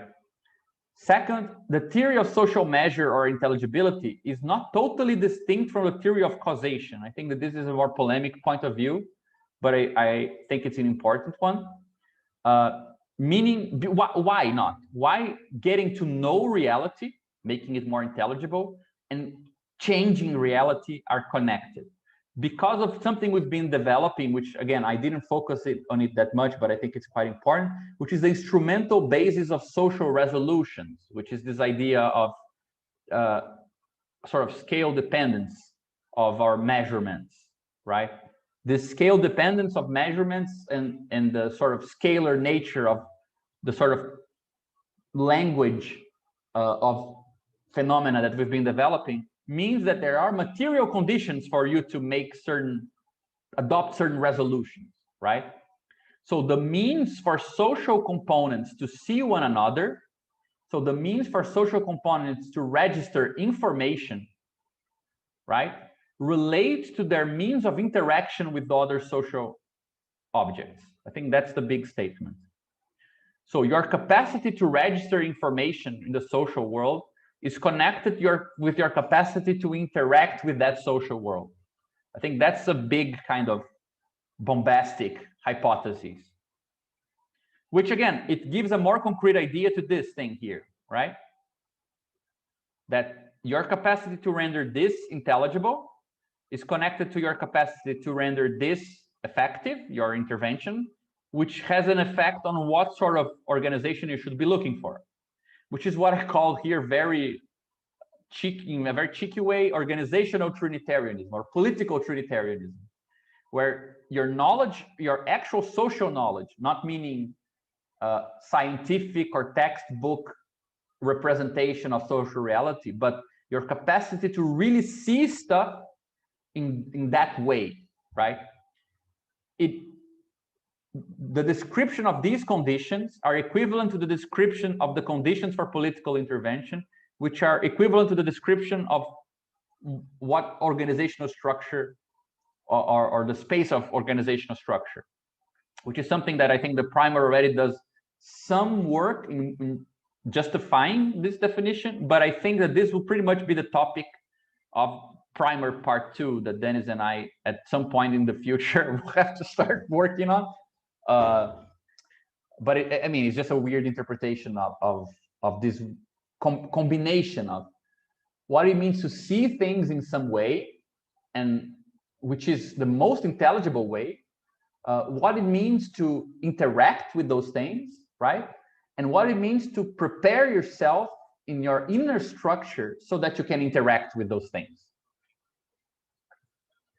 And finally, so for political processes to be considered experiments, so it's not action that needs to change in the sense that we need to act differently or we're going to tell people what to do, but rather that we need to find a new way to construct systems of organizations that filter what collectives do in such a way that even failed processes become irreversible. I think that's a good definition. Like, the problem that this kind of presents as a kind of underlying issue is, of course, you're not going to tell what people should do. The issue is, what is the underlying common background that we need to be working on and developing in such a way that even if what people do doesn't amount to anything, a protest doesn't go anywhere, well, that failed process needs to become itself irreversible, meaning you need to be able to extract some information, some relevant information out of it, right? So that others don't need to repeat what was already done, for example. So rather than a theory of direct, let's say, rather than statements of this theory having the form of, well, if we're saying all of this about capital, we're saying all of this about social structures, you should do this or you should do that. No, the point is, whatever it is you do, it should be possible to do it, or we should strive to do it in such a way that the differences you make a difference to the greatest amount of other organizations as possible, right? That's the difference, let's say, the practical difference between treating your political process as a single intervention, which counts with the background and the sort of natural perturbation of social life to accumulate power, as if we're making waves and the waves will necessarily add up and create larger waves through our movements. You kind of need to rely on a certain theory of fluids to guarantee that that would be the case, right? So once you cannot trust that, what we're starting to be able to suggest with this theory is how should you do things while you're doing whatever you think should be done in such a way that the chances that this propagates and reverberates and coordinates with other organizations grows rather than diminishes.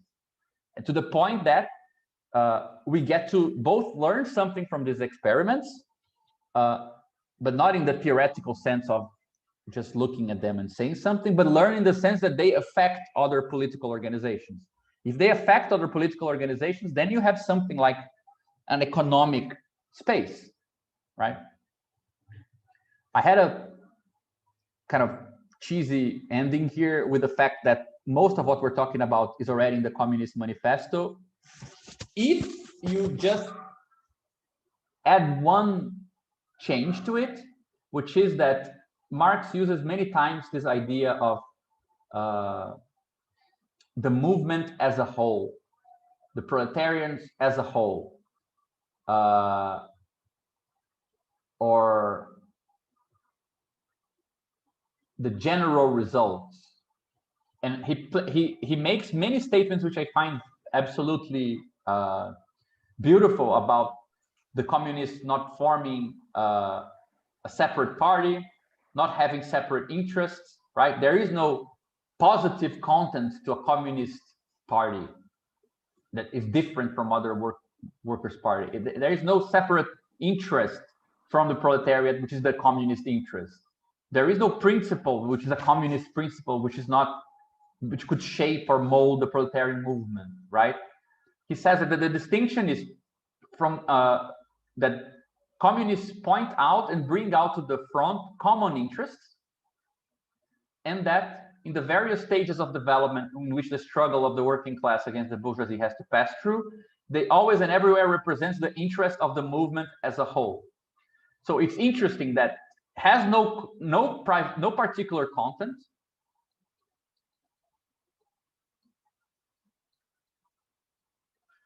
right? Looks for the common part, what is in common between them, connects it to some totality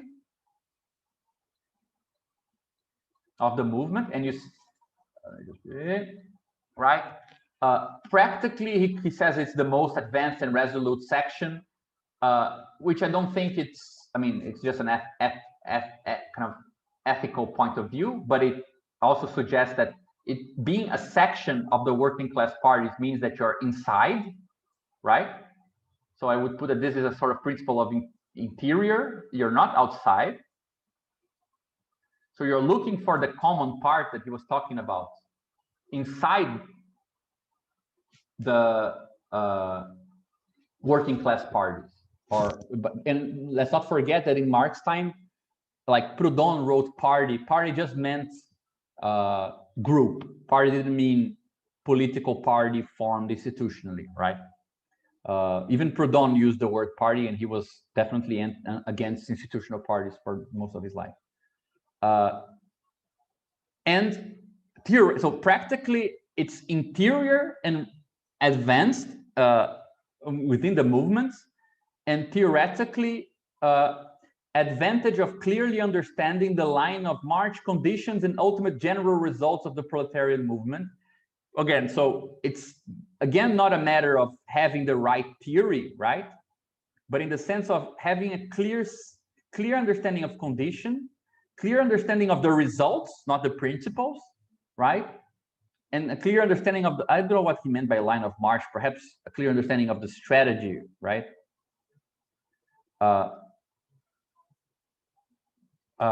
Theoretical conclusions are not invented by communists, right? It's no way based on ideas or principles invented or discovered by this or that universal reformer.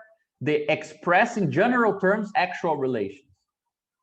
So I don't know, I think that the thing we're developing here, if you take the fact that tragically, this whole that Marx was counting on, right?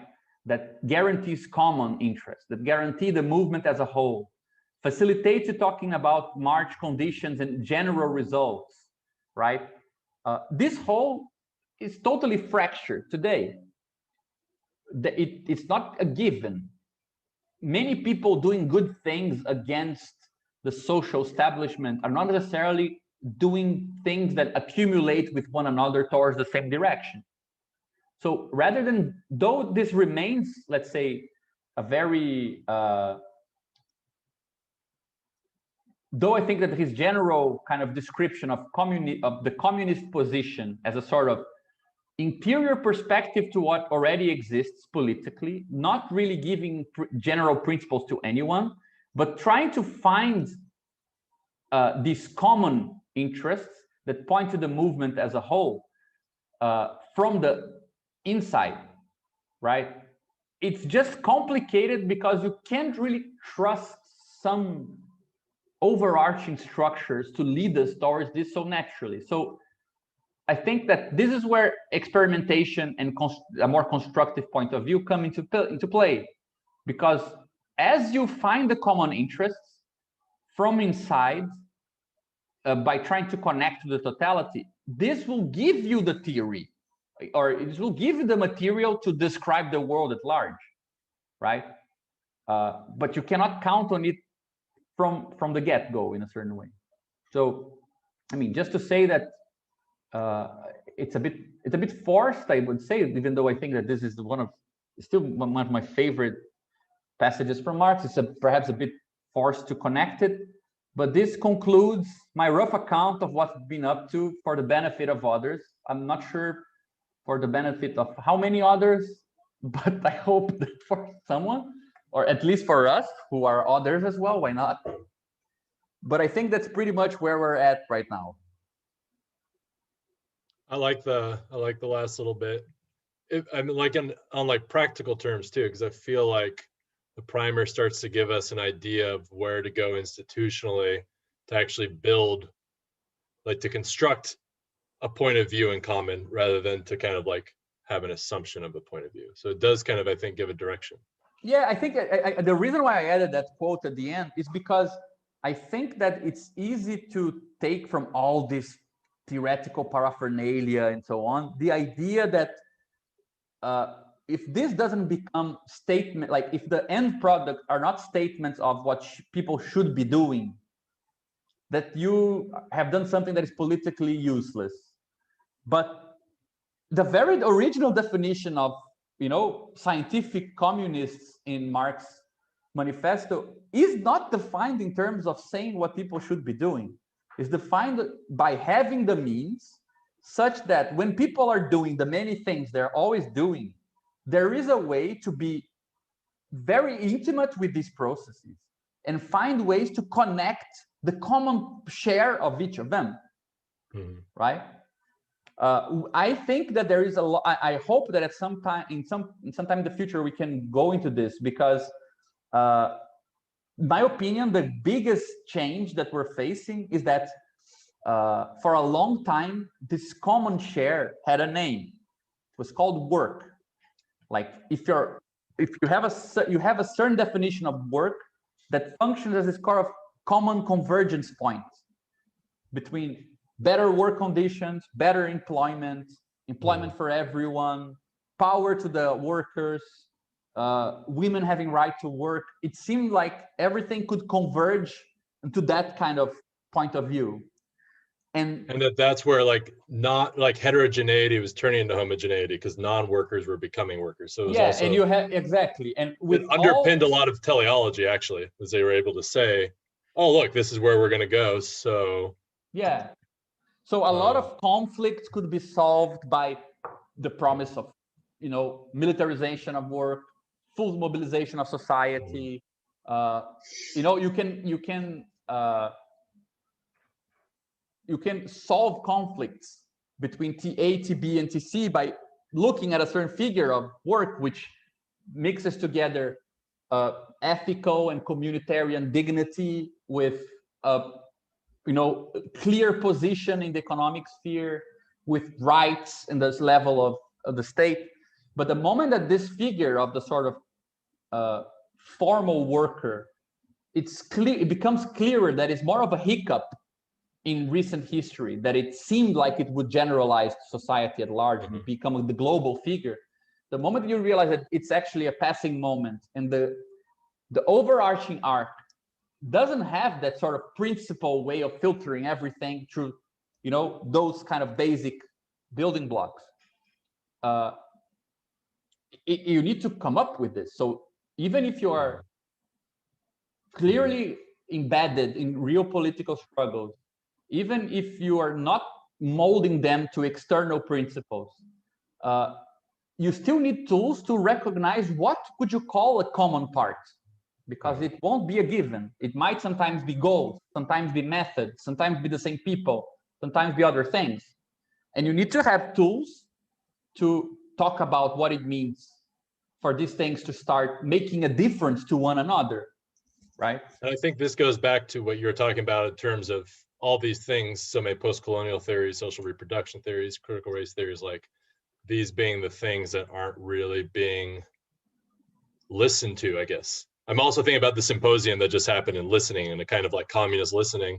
And it does seem like Marxists have failed to listen to the problems out of which these theories have arisen in an adequate way. And that's a lot of what that passage in the manifesto seems to like really call for.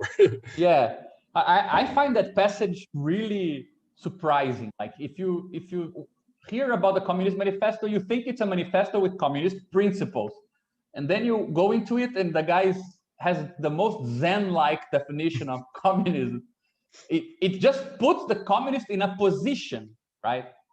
But it's not a philosophical position. It's like go along with people and tell them they are all part of the same thing. It's more tricky than that, right? How do you connect the shares of different heterogeneous movements? And even if you're not, let's say, at the forefront, you're not going to be the vanguard of any movement. I like that he uses the most resolute, but he doesn't use the vanguard or most important, because of course, you can't be at the same time not have just be part of these movements and be spearheading them. Of course, you're not going to be spearheading or be the forefront, but it's almost like just indexing each of them onto, let's say, the basic connective structure that allows them to feed off of each other, right? So, I mean, it does point to something which I think is quite down to earth in terms of having a practical counterpart. With that said, I mean, I'll have to cook dinner. And some great stuff you left on. I think especially about the issue of the left connecting. I think at least in America, I think it's very obvious that the right has a lot easier time getting over differences than the left. Even like which is crazy, right? Pseudo left that we have here, yeah. So yeah, and I mean, even in that case, right? I mean, it's very hard to connect with somebody we call pseudo left. So, for example, we would need a theoretical framework in which you can treat, let's say, people who only do militant work for cultural principles without really affecting anything that touches on their economic or institutional places. You can define that as a kind of subsystem of a larger ecosystem of struggles. You might say other things about it, like, well, nothing that we make at other parts of this system affect this small ecosystem. Like nothing matters to it, and that might be considered a fault. But suddenly, it doesn't look like you need to frame it in terms of this path or that path. You can have these multiple things and then see how they can feed off each other. And again, take the common part of them, right? Which again only brings us back to why non-principal ultrafilters remain the underlying theoretical issue. The holy grail for us. The holy grail of absolutely abstract problems. But I try to connect also with some stuff, and the way I phrase this, I try to connect with some stuff from Hole as well, this kind of causation information. I mean, I hope it was also, you felt like it was there. Yeah, I hope anyone listening to seeing this video afterwards can understand anything of what we've been up to from this crazy presentation, but at least they will know it's crazy, for sure. It at least looks like it's coalescing around something. Yeah, I think so too. So anyway, guys, I need to run. It was a pleasure and a marathon. All right. Thanks, that was awesome. Thanks, Gabriel. bye guys. Good night. Bye-bye. Bye, guys.